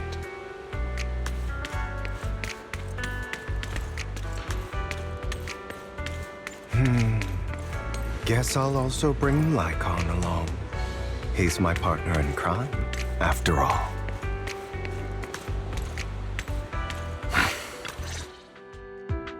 You're taking longer to rest than I expected. Lycaon, you think too highly of my physical capabilities. Well, thank you for your cooperation. I must say, if nothing else, at least your acting skills have improved. Why do you look so angry? You should be happy. We pulled that off together with flawless teamwork and managed to fool everyone. Drop your foolish facade. I'm glad you still remember the code we set all those years ago. And thank you for ensuring your sleight of hand didn't deteriorate. Oh, right. I should also thank the blood bag hidden in my clothes and our other props. Do you remember when we last used this trick? It was probably ages ago. Sometimes I really don't understand you. Have you never thought about what the consequences would be if I didn't understand your code? If I decided against helping you? Or if I just couldn't control my strength properly? You'd understand it. Of course, if things really did go awry, I had alternative plans. You wouldn't be so arrogant as to think I'd bet everything on you, would you? You're insane. Aw, I'm flattered. So what exactly is the purpose behind all this? Surely after going to such great lengths to erase your own existence, you don't just plan to hide here and reminisce about the past with me. Don't try to brush this off. I've already helped you enact your plan. Tell me the truth. Don't get your tail in a twist. I have more plans that require your assistance, so naturally I would not hide anything from you. Simply put, as things stand, whether as Hugo Vlad or as Mockingbird, I am doomed to die. Seems you've made quite a few enemies. As a member of the Ravenlock family, I negotiated with Edmund and managed to obtain resources from Tops for my future plans. I also confirmed what attitude they held toward your master, the Mayflower family. Meanwhile, I used my identity in Mockingbird to strike a deal with Hartman and gather information on their collaboration with the remnants of the Exaltists. That's where I got my intel on what Bringer left. Oh, by the way, the crime declaration letter that your dear mayor received, that was also sent by yours truly. He's probably figured that out by now, right? Though I'm not sure if he told you. The mayor learned about the sacrifice attacks through his own means, but lacked an opportunity to take action. That warning letter was precisely what he needed. You aren't hopeless yet. How delightful. In short, I'm more well-informed than your lot because I get around, dealing with all these different important figures. But of course, it comes at a cost. It's only fair. After all, you can't hide the smoke from a wildfire. Rather than trying to carefully tame it and risk setting yourself alight, it's better to let it burn free. When I helped you put on your little act, killing you in front of everyone, you left the sacrifice core to Hartman. That was intentional too, then? Oh, yes. And it worked like a charm, didn't it? Now no one cares for me anymore, and all eyes are on Hartman. A perfect situation for keeping the Ravenlock family in check while dealing a cutting blow to the exaltists behind them. Another crucial point is Vivian and Phaethon. I must sever any ties they have with me or Mockingbird. Although I feel bad for Phaethon about what happened, but it had to be done. That's the only way they would be safe, allowing the plan to continue. I noticed that you never turned your blade toward Master Proxy. So, those words you said back then were also... I will bloody my hands. I will carry the weight of my sins. I will become the Abyss. Obviously, it was all an act. My acting has always been impeccable, as you know. Hugo, you're taking such a tremendous risk. Why? Would you believe me if I said it's for justice? But unfortunately, it's not. I want revenge on the Ravenlock family. And I will make sure that despicable excuse for a human being, Hartman, suffers a slow, torturous end. Of course, I also promised Vivian that I would help her investigate the whole thing with the exaltists. That's all. You don't look too good. Is it your wounds? No. This is the first problem I plan to resolve. Lycaon, do you have a place that is sufficiently discreet, quiet, and can take a lot of damage?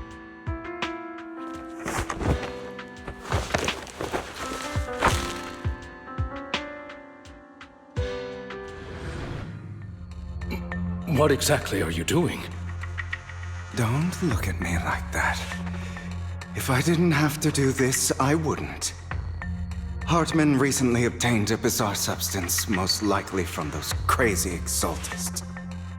After use, it allows control of the victim's mind, to some extent. You were dosed with it?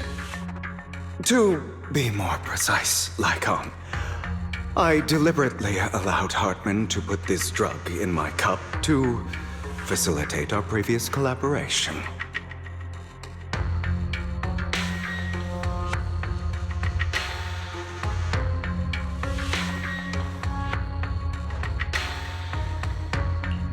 After finding out about it, I quickly found someone to help analyze its composition.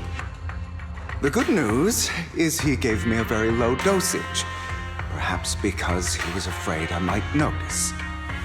There's a different medication that can delay its onset, preventing me from actually being under his control. I simply need to put on a show in front of my dear uncle. The bad news is that currently there is no antidote.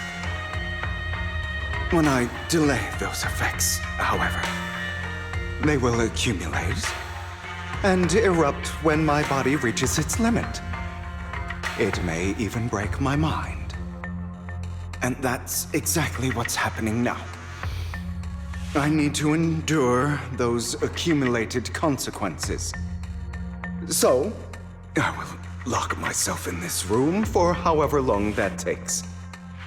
I've tied my limbs to prevent me from smashing this place or accidentally hurting myself.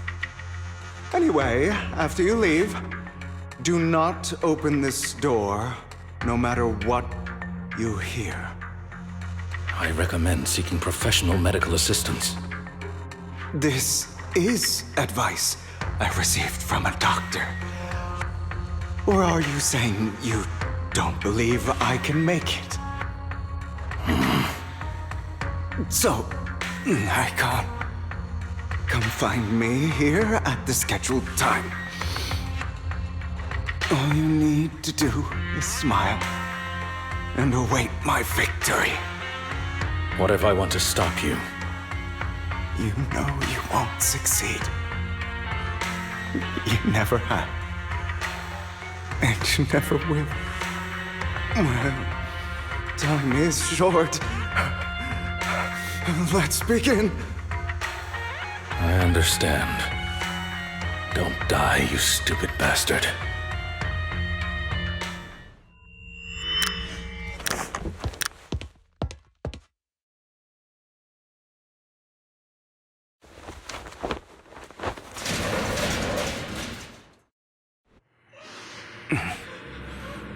Is this because the side effects haven't worn off yet? Lycaon's late. I'm surprised. Or is something wrong with time itself? Looks like someone's over there. Might as well go ask.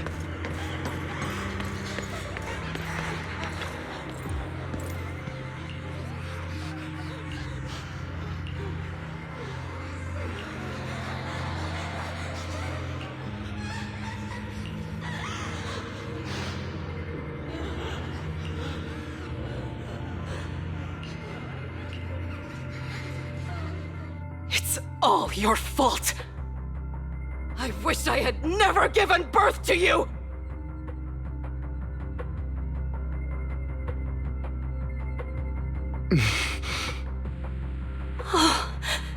Everything will get better if you just die, right? If you die, he'll come back.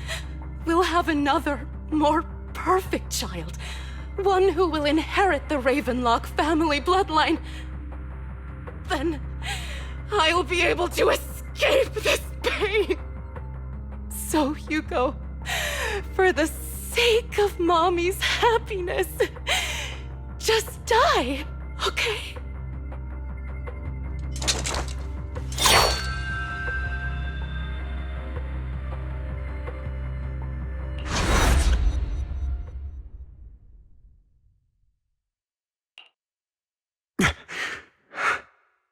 So, I wasn't awake yet after all.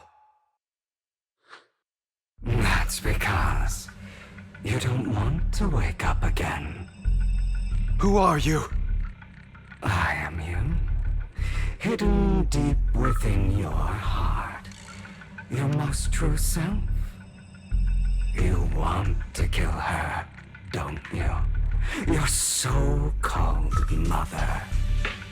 Every time she beat you without reason, when she tried to gouge out your eyes, when she sold you into that hell, laughing all the while. You wanted to be the one to end her life. Why not admit your hatred?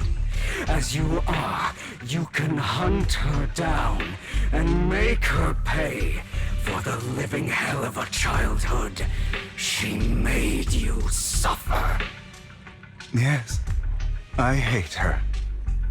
I hate her because she was foolish and shallow, greedy and stupid. I hate her because she doesn't deserve to be a mother. She did everything she could to try and get into the Ravenlock family, believing she could live a life of luxury without having to do anything and never realizing she was a pawn, discarded from the very beginning. So she chose to blame me. Blame me for my heterochromia. Blame me for my very existence. But I won't kill her, because I know it won't change anything. She was incapable of loving me, just as she is incapable of loving herself. Have you been brainwashed by that dog?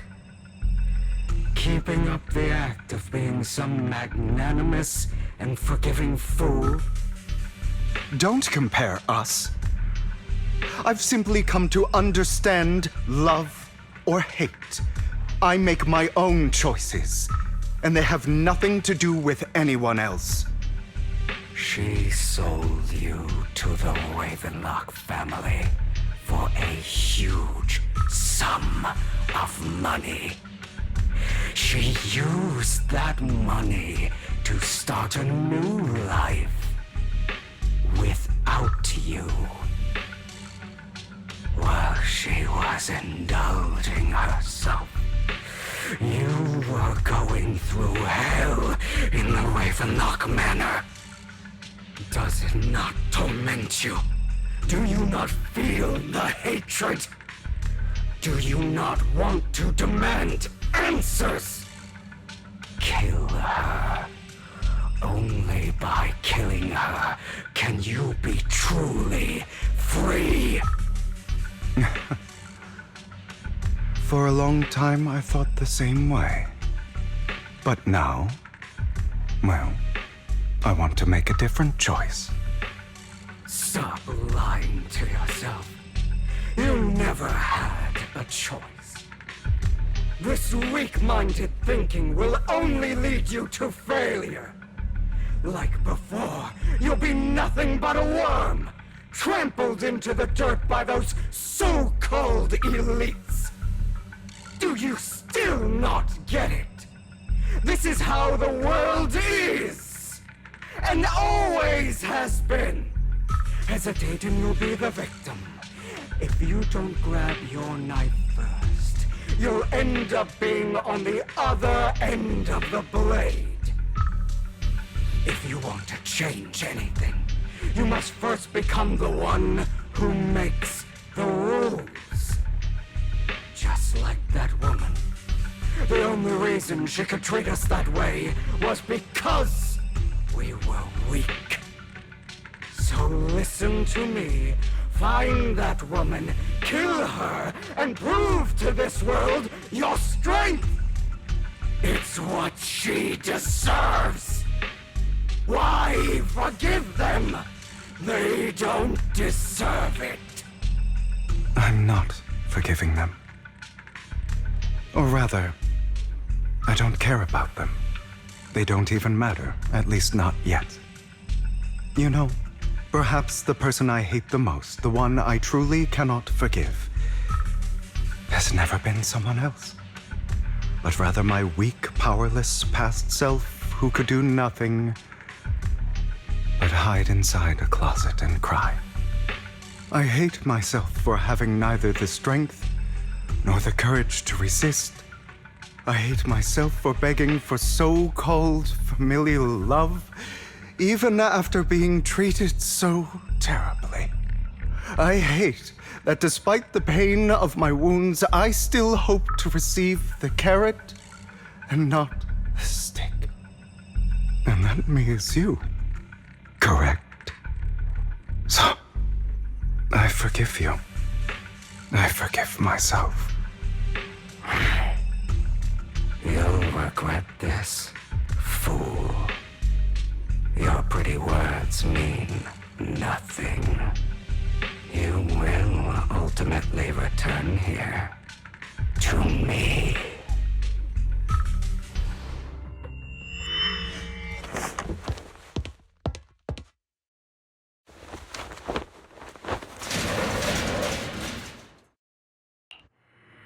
I see.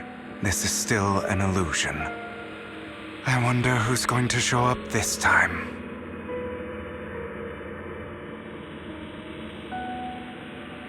Brother! Hugo, let's play hide and seek!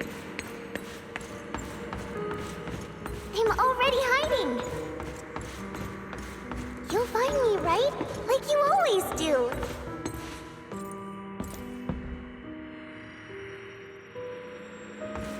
Serena.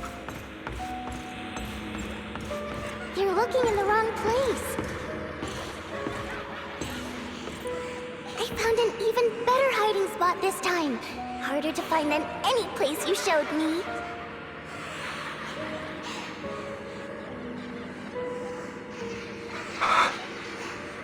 Hey, Hugo.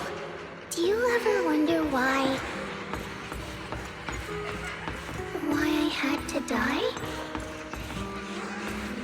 It was because of me. That's right. It was because of you. It's all your fault. If only you didn't exist, I wouldn't have had to suffer.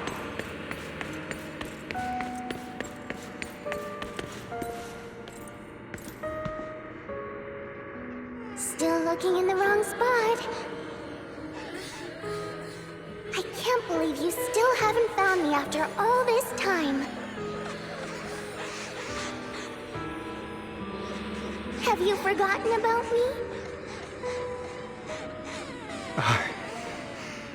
I haven't forgotten. It's okay. I'll forgive you. I'll still be nice to you, just like before.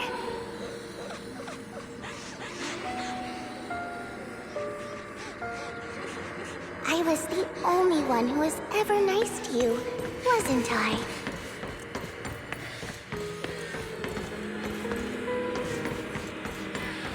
Yes. Then tell me, why do good people always suffer? Why is kindness always punished instead?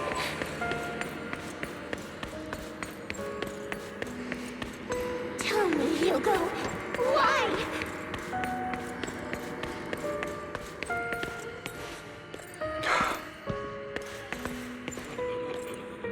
Hugo, are you lost? Go back the way you came. I left you a surprise there.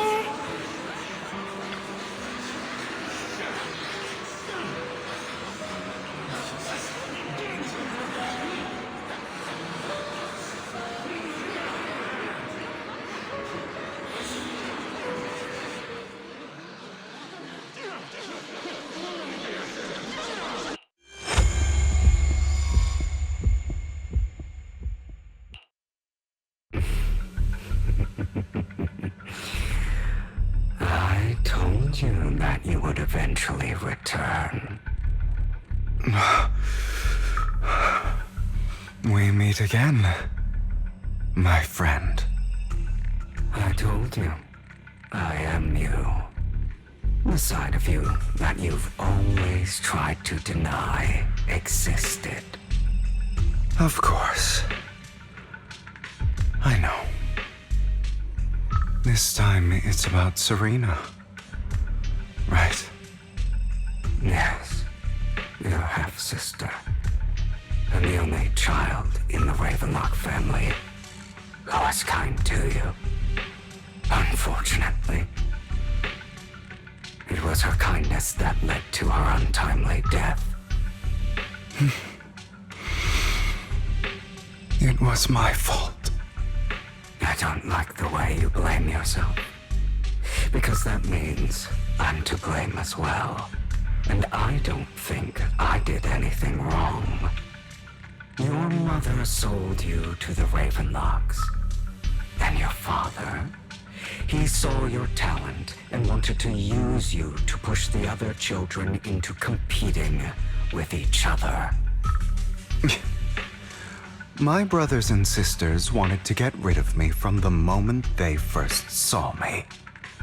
In their eyes, you were no more than a slave. But Serena dared to treat you, a slave, as if you were human. And so, she was fated to die.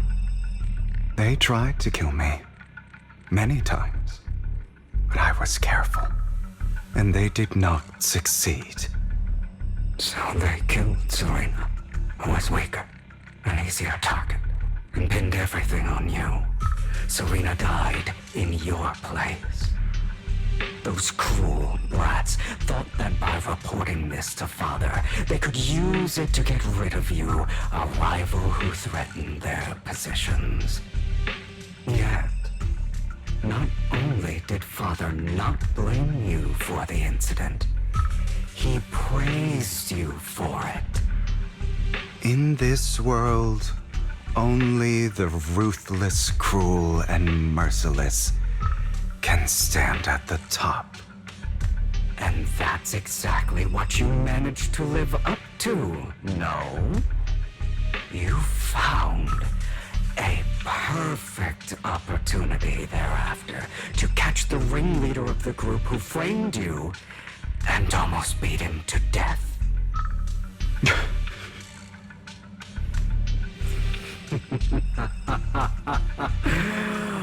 Oh, you should have seen the expression on your face back then.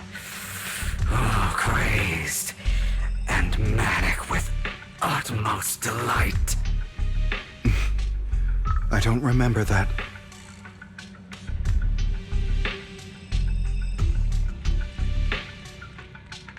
Here you go again, trying to deny your desires. Deep down inside, you've always wondered, asking yourself why these evil people never got the punishment they deserved. Why the world is so unfair. Don't you want to rip them to shreds? Just like that day when you beat that boy's face into the dirt until he was barely recognizable. His disgusting blood staining your fists. Recall your exhilaration, your cathartic release of rage, that outpour of hatred. That victory belongs to you. You deserve it. Those brothers and sisters of mine are all dead. I cannot take revenge against the long deceased. They died by Hartman's hand, dying in the power struggle to become the Ravenlock family's heir, rather than by our scythe. Boring. Boring. I find it hilariously ironic. Children who would murder their own kin for scraps of power dead at the hand of their uncle who followed their example. Is that not karma? Power struggles pitting kin against each other, betrayal, suspicion, and hatred between people of the same blood. It's like a curse written into the Ravenlock family's genes. Laughably stupid. Don't forget, my dear, that the same blood flows through your veins.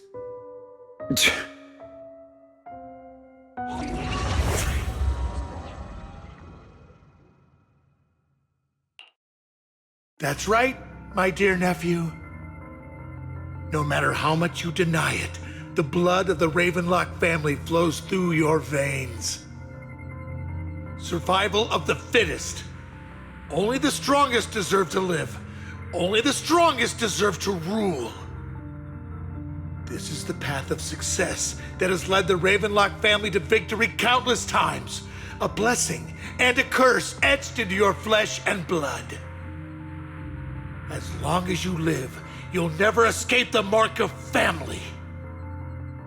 You are destined to one day become someone like me, like your father.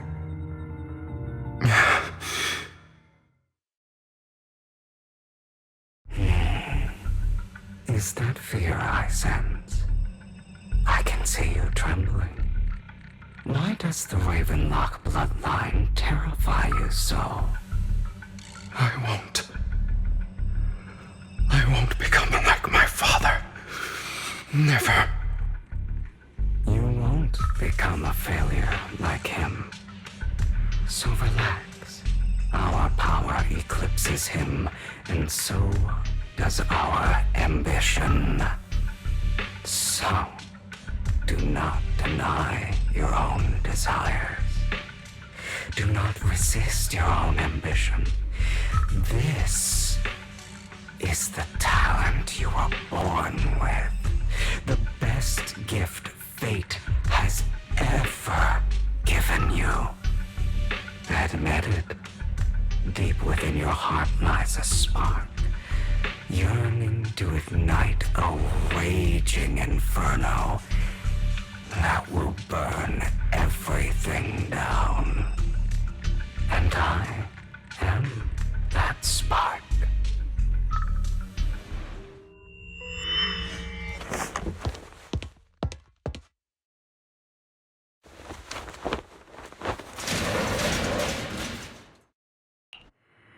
Lycaon.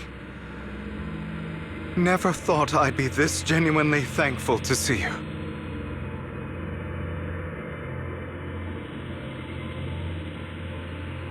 Seeing you means this never-ending nightmare is finally over, right?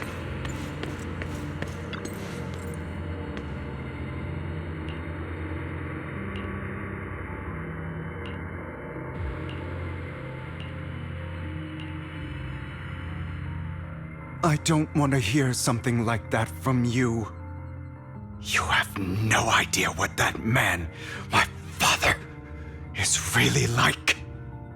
A person who stops at nothing for their own interests and ambitions.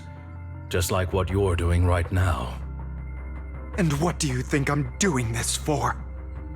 All of this was part of your plan. You knew where the Ravenlock family was going to be, so you set Mockingbird's target there. To seek revenge, you plotted to assassinate your own father, but he was too vigilant, and you failed.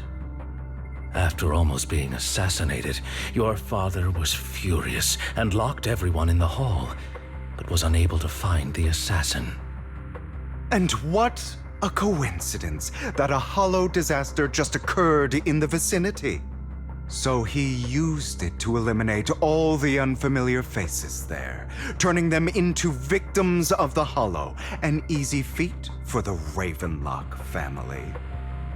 So, the one who killed innocents was my father, not me. You knew what choice an extremist like him would make, and you used the chaos to once again attempt an assassination. This time you succeeded. You killed your own father at the cost of innocent lives. Admit it, Hugo. You don't care about anyone else. The only thing you care about is your revenge. How is that any different from your father? Enough. I'm tired. I may hate him for betraying me, but he wouldn't say something like that. What? You aren't Lycaon. You're the other me, hidden deep within my heart.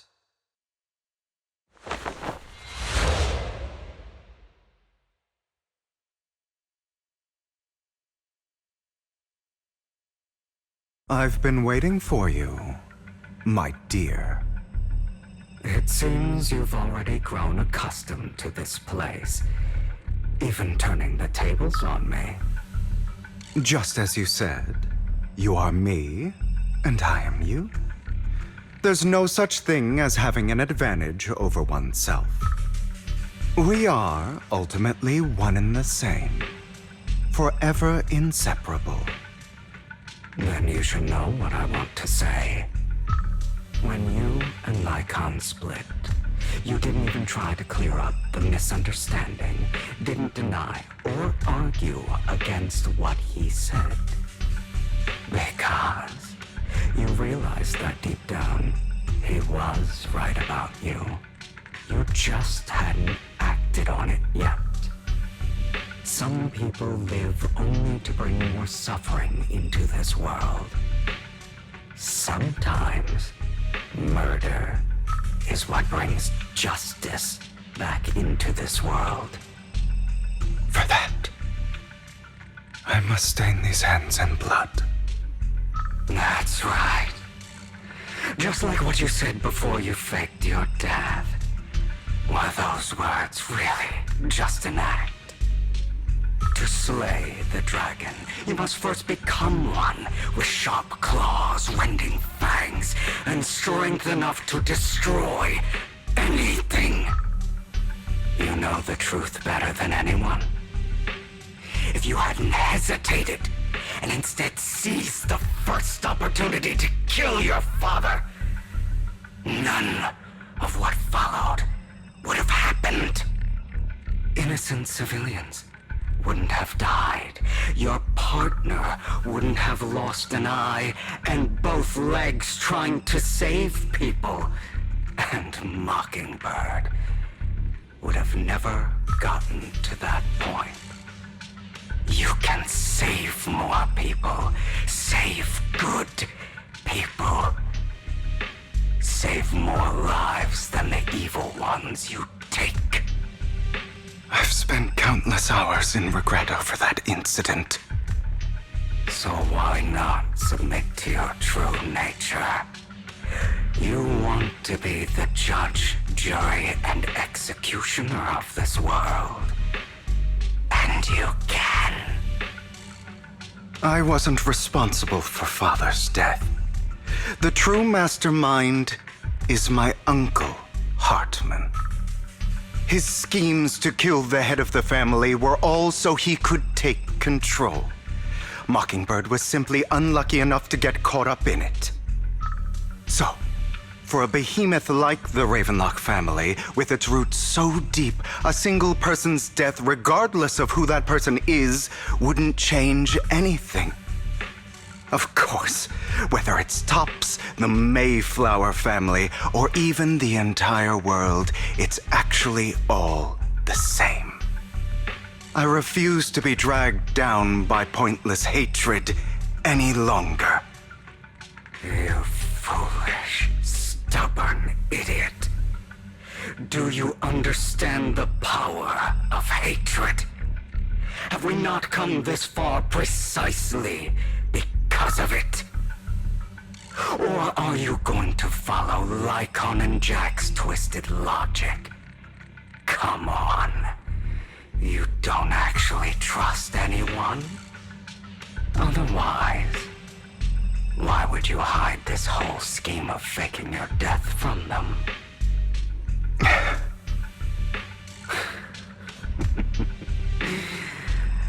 You've built an impenetrable wall around your heart, keeping everyone out. Of course you are right to do so. No one in this world can be trusted. Always. All you'll receive is hatred from your own blood and no love. Suspicion from your companions, and betrayal that comes all too easily. But the most ridiculous thing is that you want them to trust you. You stay silent and long for them to notice your suffering. You yearn for your companions' understanding and trust. Idiot. That's why you are incapable of exploiting them for your own ends. You care about their safety even more than your own. But remember, only the weak need companions. And we are children born from hatred. We are different from them. I will never be like them, and I don't need to be. Come. Let me show you what powers we can wield. But you are me, and I'll never lose to myself.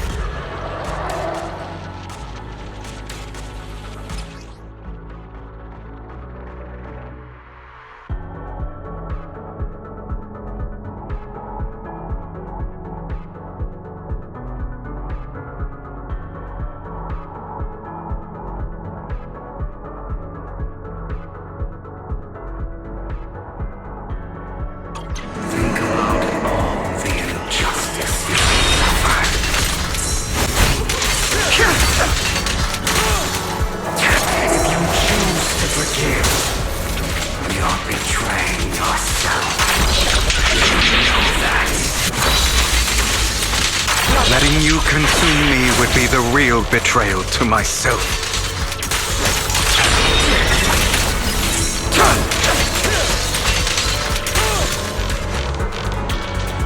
I have you now!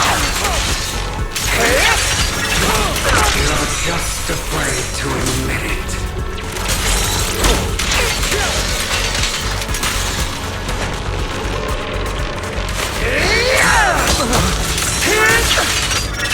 You're too scared to face your true self and what you truly desire.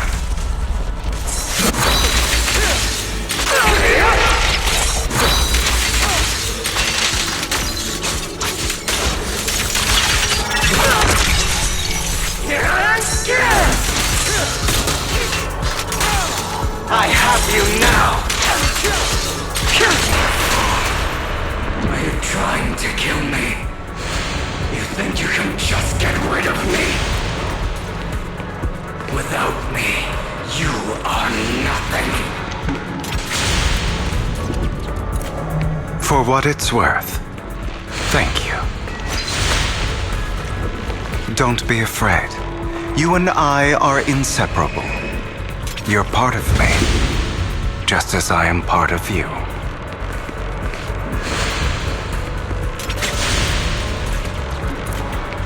Fancy words won't change anything. No. It's not just platitudes. I finally understand now. Some pain only fades when it's seen. When it's accepted.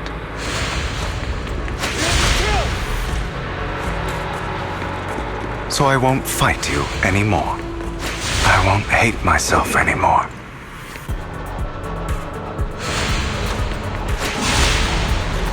Weakness, hatred, malice.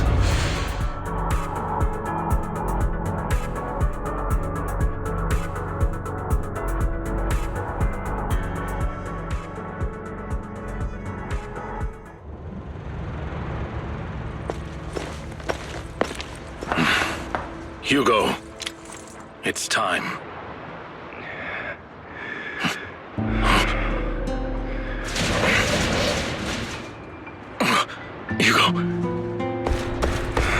Hugo, you...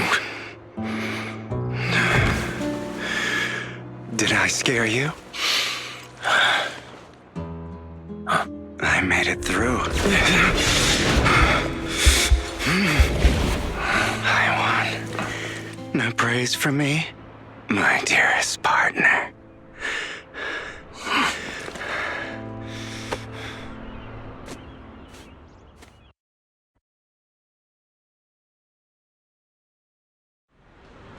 This is just like what I saw in my dream.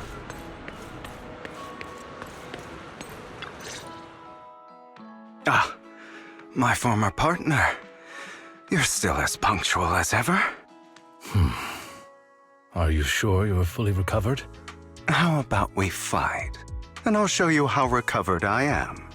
I refuse to fight someone who is in need of medical attention.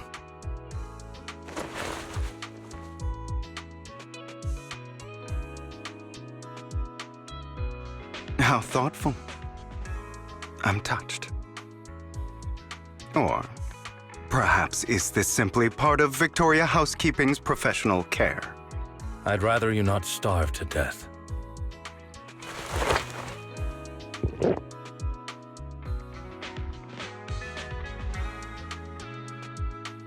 Not to your liking. I'm fairly certain this is the same kind as before. No. I've just gone too long without food. It feels a bit uncomfortable. Either way, thank you. Now tell me, what exactly happened in the warehouse? Just going a bit crazy from... you know what? Were you expecting anything else? But I did have a very long dream. A dream about many things from the past. If I had to put it into words, it would be like giving myself psychological therapy. You seem like you could benefit from some too. How about it? Want to book a session with me? Trust me, I'm a pro. Seems you really have recovered. Well, of course. I'm feeling pretty great right now. Like I could argue with you all day on every petty detail of who exactly was in the wrong back then. I wanted to ask, what you said about Mockingbird before, when you faked your death, was that part of the act? Oh, you mean the part about how Mockingbird has never really changed anything or saved anyone. I didn't expect you to still be so hung up on this. Interesting. After all, it was you who chose to betray Mockingbird. To betray me. Just as I said before, I never considered Mockingbird a failure. Perhaps Mockingbird deviated from its origins, but it has its value. You shouldn't reject the things you've done. Or Mockingbird. I have contemplated this before. Yes, Mockingbird has helped some people and has genuinely managed to cause trouble for those who abuse their positions of power for evil. Yet those in high positions still possess immense resources, and the people we helped remain destitute and suffering, willing to become slaves to those in power for scraps. But just as you said, even if what we did was childishly idealistic and flawed, as little as we actually achieved, even the slightest change is by no means meaningless. Nothing holds more value to me than Mockingbird.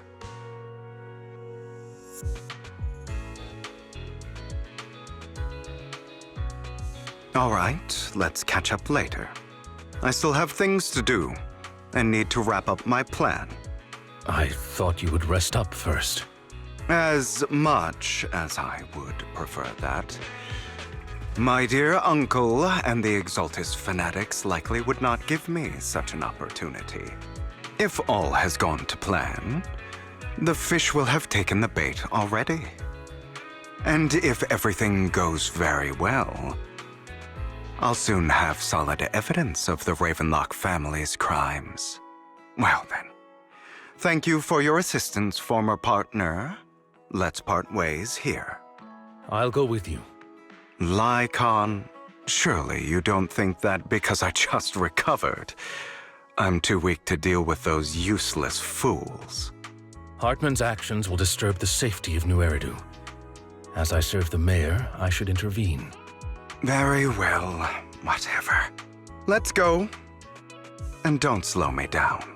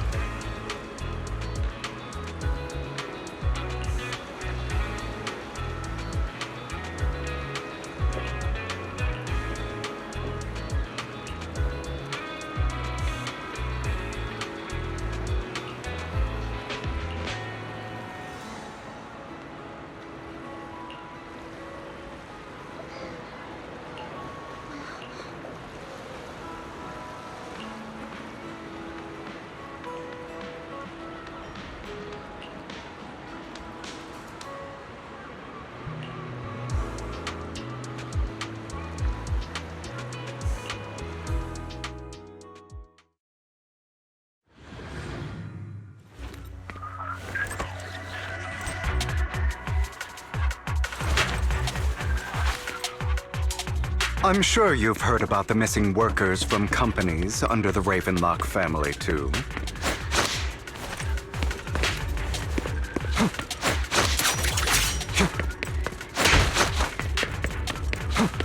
I know where they are. Those are Ravenlock's men. The workers with them are the victims who were tricked into going into the Hollow.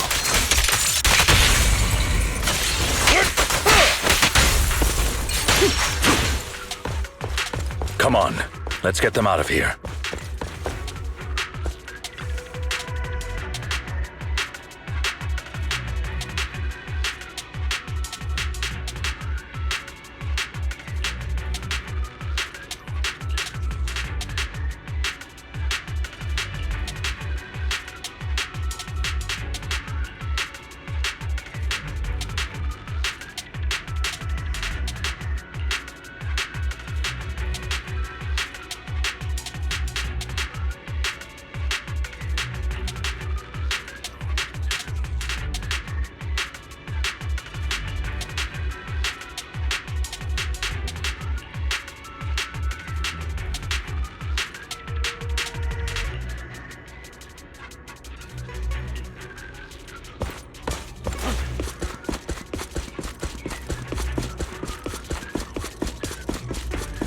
Bunch of nobodies. Annoying as hell. Kill them!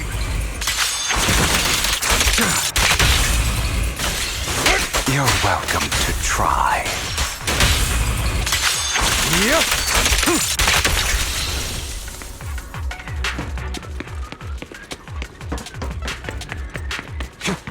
More workers here. And quite a lot of them.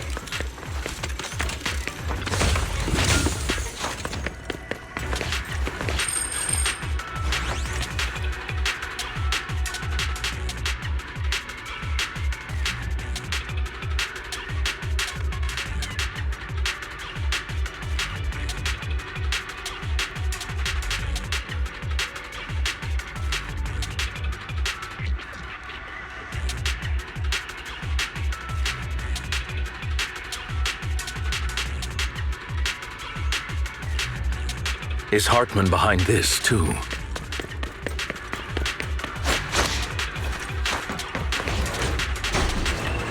Of course. He threw them into the Hollow like offerings for the Exaltists.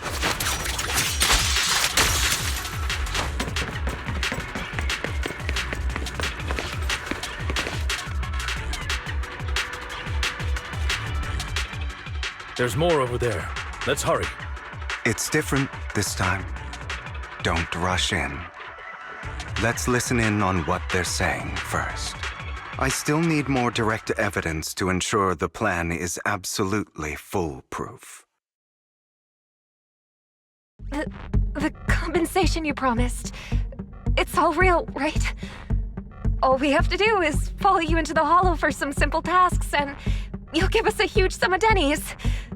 It sounds real suspicious. Shut your trap. You keep yapping and asking questions. If this is all so suspicious, why were you so eager to sign up for it? Because I don't have a choice. My daughter was previously caught in the Hollow disaster and suffered severe corruption. The treatment costs have completely drained our family's savings. So that's why... It's the same for me. A serious illness at a senior age. I need the money. Who would risk taking a job like this unless they were desperate? I'll do it. No matter how suspicious. As long as I can get paid, I'll do anything. Even risk my life! Wait, you people from the Ravenlock family, you're part of a big company in Tops. You wouldn't go back on your word, right? Don't worry, you'll get every denny you were promised. But before we start, you all need to take this medicine first.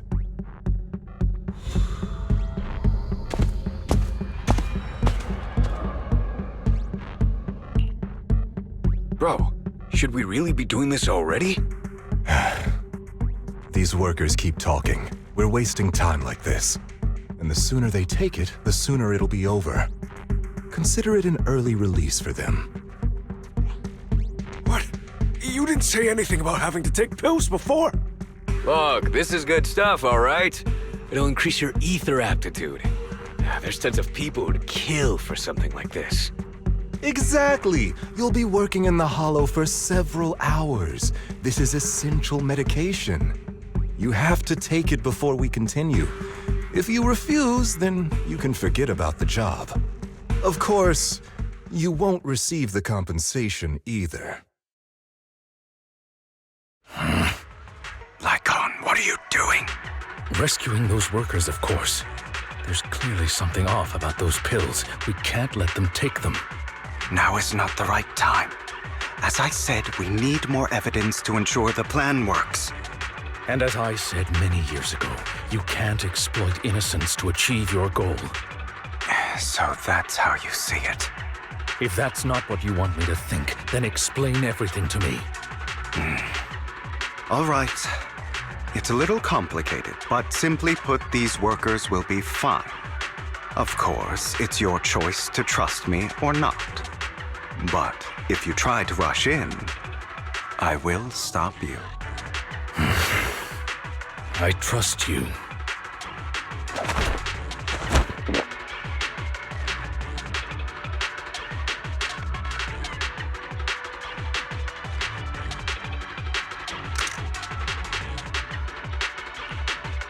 All right. That's the evidence. Now we can go and beat them into the ground as much as you want. Don't forget, you owe me an explanation. Also, don't overdo it and kill them. Even if they're the worst of the Ravenlock family. All right, Your Holiness, Saint Lycaon. Those were... Who the hell are you? Why don't you take a guess? We're the ones here to stop you.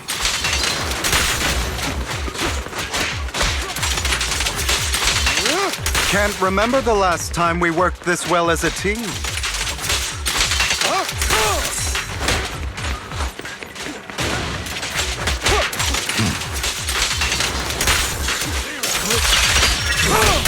Your legs?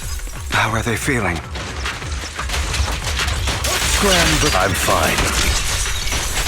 To be honest, I think I prefer the way you used to fight.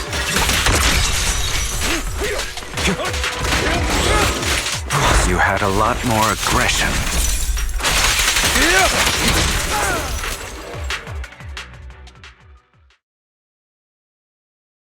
God damn it! Who the hell are you?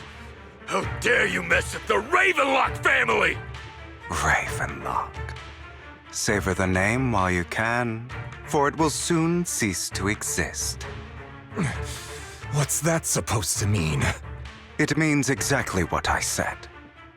I think this might be good for you. Sever your ties while you can. You still have a chance to walk your own path.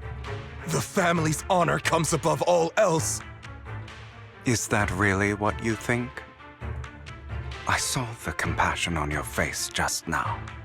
You're not from the main family, right? That's why you were assigned to these trivial tasks. But in reality, there's no need for you to keep playing this boring game for them. I don't have a choice. From the moment I was born into the Ravenlock family, You always have a choice, if you're willing to act. All right, let's end the small talk here.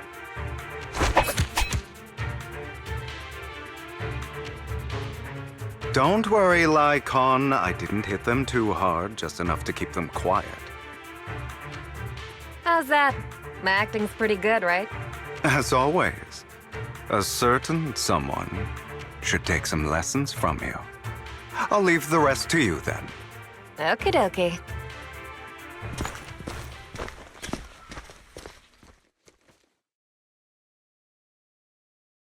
Okay, now can you tell me exactly what's going on here?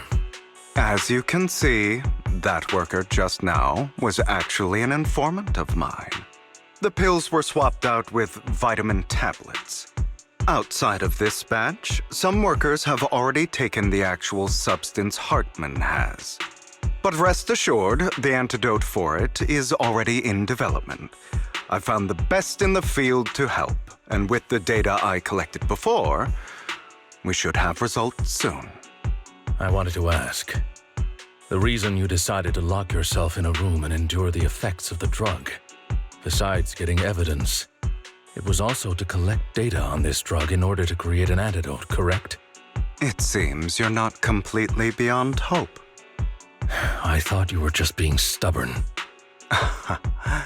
Sometimes I wonder if you know me at all. Then, I have one last question. Why did you never tell me any of this back then? The truth is, I heard everything. That entire conversation between you and Jack. Before he passed away in that small attic. When Jack called you aside and gave you those warnings.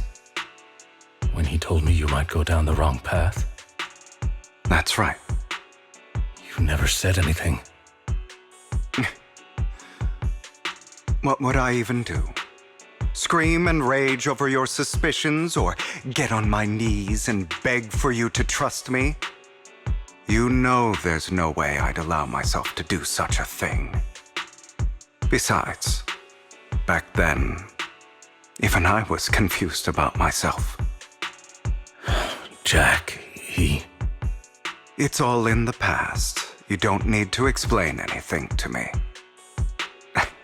Enough. We should get going. If we're going to reminisce over the past, we should find a more suitable location.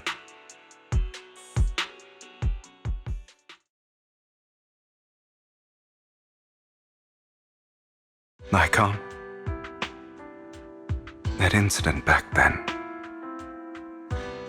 I didn't do it. It was a scheme Hartman devised to take over the family. It was Hartman who killed my father, too. I only discovered the truth long after the fact. I did indeed attack my father, and I thought he was dead. But he wasn't. I couldn't kill him. And even before that, if I hadn't hesitated, none of what followed would have happened.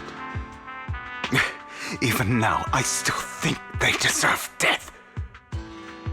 But I no longer care to personally deliver that fate.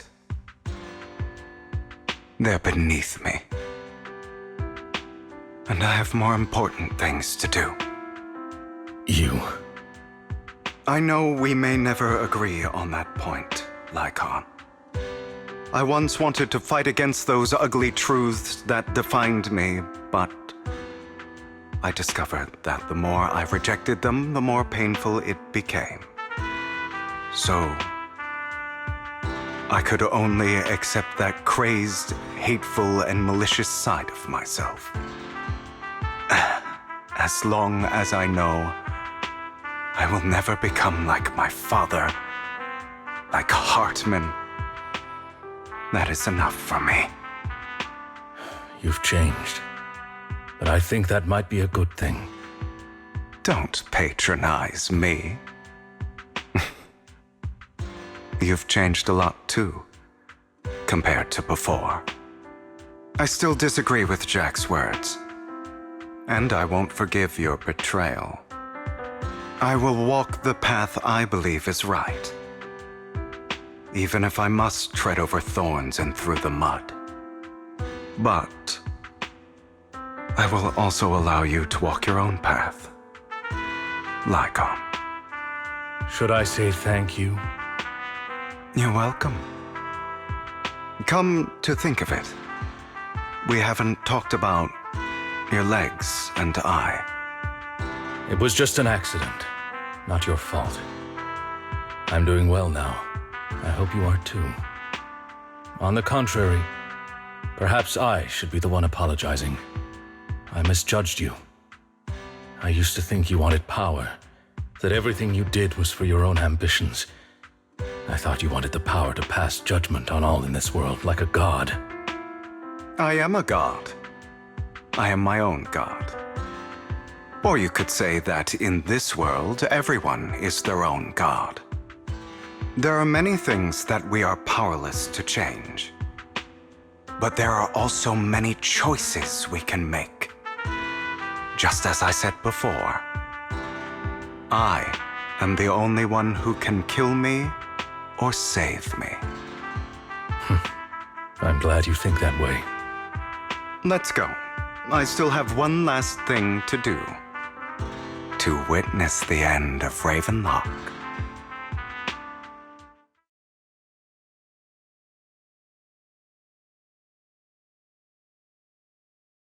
You really think you can take my place if I die? Never, you filthy bastard! Your little tricks mean nothing. As long as the Ravenlock family stands, I can still get back on my feet. You still don't get it, do you? This was never about avenging my father. And I don't care about taking your place. I didn't come this far just to kill you. That'd be pathetic. Right on cue. Why don't you take a look at this, Uncle? On behalf of TOPS, I'd like to clarify that we had no involvement in the Ravenlock family's actions. TOPS is officially terminating all partnerships with the Ravenlock family, effective immediately. We will have no further affiliation with them. Are you crazy? What the hell do you get out of ruining the Ravenlocks? You want to be a petty thief forever? Thief? Oh, Uncle. Allow me to reintroduce myself. I'm the name people whisper about. The one who robs the rich and gives to the poor.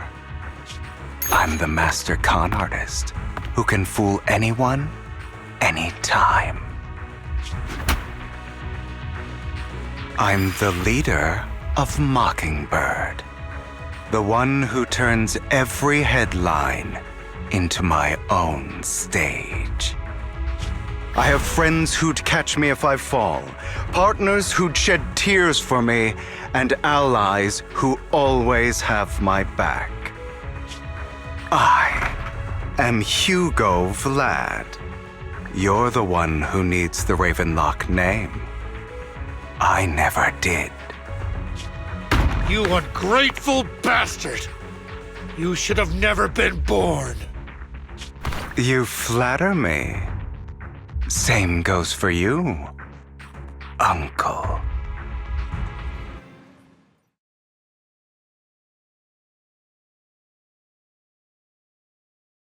You've done well, Vivian. You had better give me an explanation. And here I thought this would be a touching reunion. What's with all the anger? Hugo, I'm a member of Mockingbird too, and I mourned your death. Listen, Vivian. I don't want you or the people you cherish to get caught up in danger because of me. I've always been selfish, so I don't hesitate to use you all as variables in my plans. But it is because I am selfish that I also don't want my failures to affect my treasured companions. In any case, if you were in the same position, would you not make the same decisions? Lycaon's taking care of everything outside. We should go. Also, Belle, thank you. And I'm sorry for the whole act where I threatened you. It was the only way for Hartman to drop his guard against you and leave you be. I, Hugo Vlad, am forever indebted to you.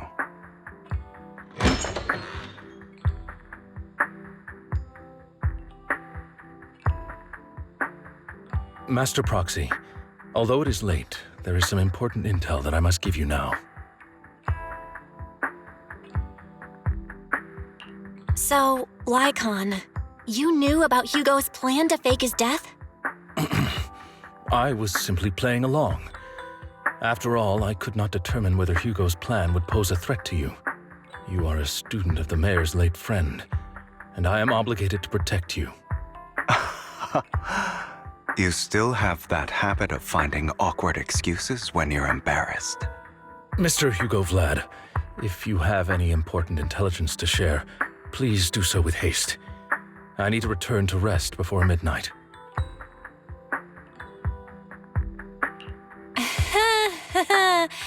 You two sure are close.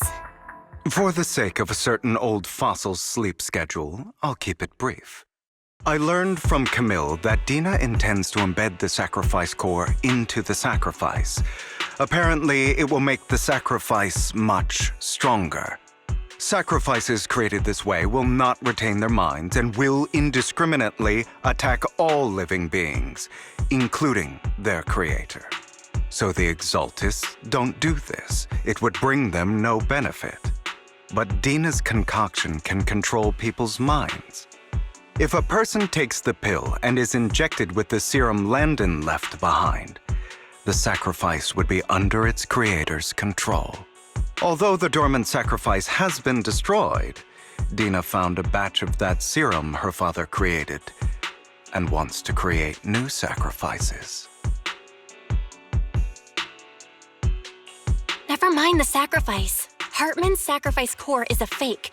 We don't know where the real one's gone. The real core has always been here. Here? In Lord Phaethon's video store?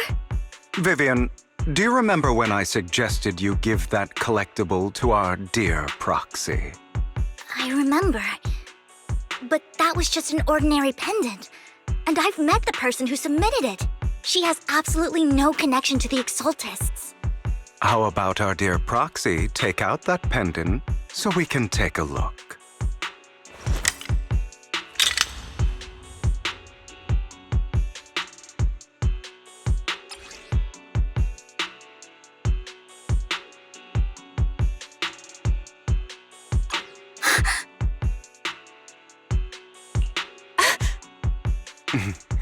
I'll take your surprised expressions as a compliment for my little trick. I will hand over this core to the mayor as agreed. Since he fulfilled his promise to protect Vivian and the manager while I was pretending to be dead, I won't go back on my promises. No wonder the mayor would promote rhetoric favorable to Mockingbird. I can't believe I thought he was actually being sincere. Since we have the sacrifice core, all we have to do now is stop Dina from using innocent people to make more sacrifices. Yes, and we need to destroy the last batch of Landon's serum. Hopefully with no options left, Dina will give up her obsession. All right, that's the important stuff. I'm going to go and confirm where Landon's serum's been stashed. I'll contact you again once I have something.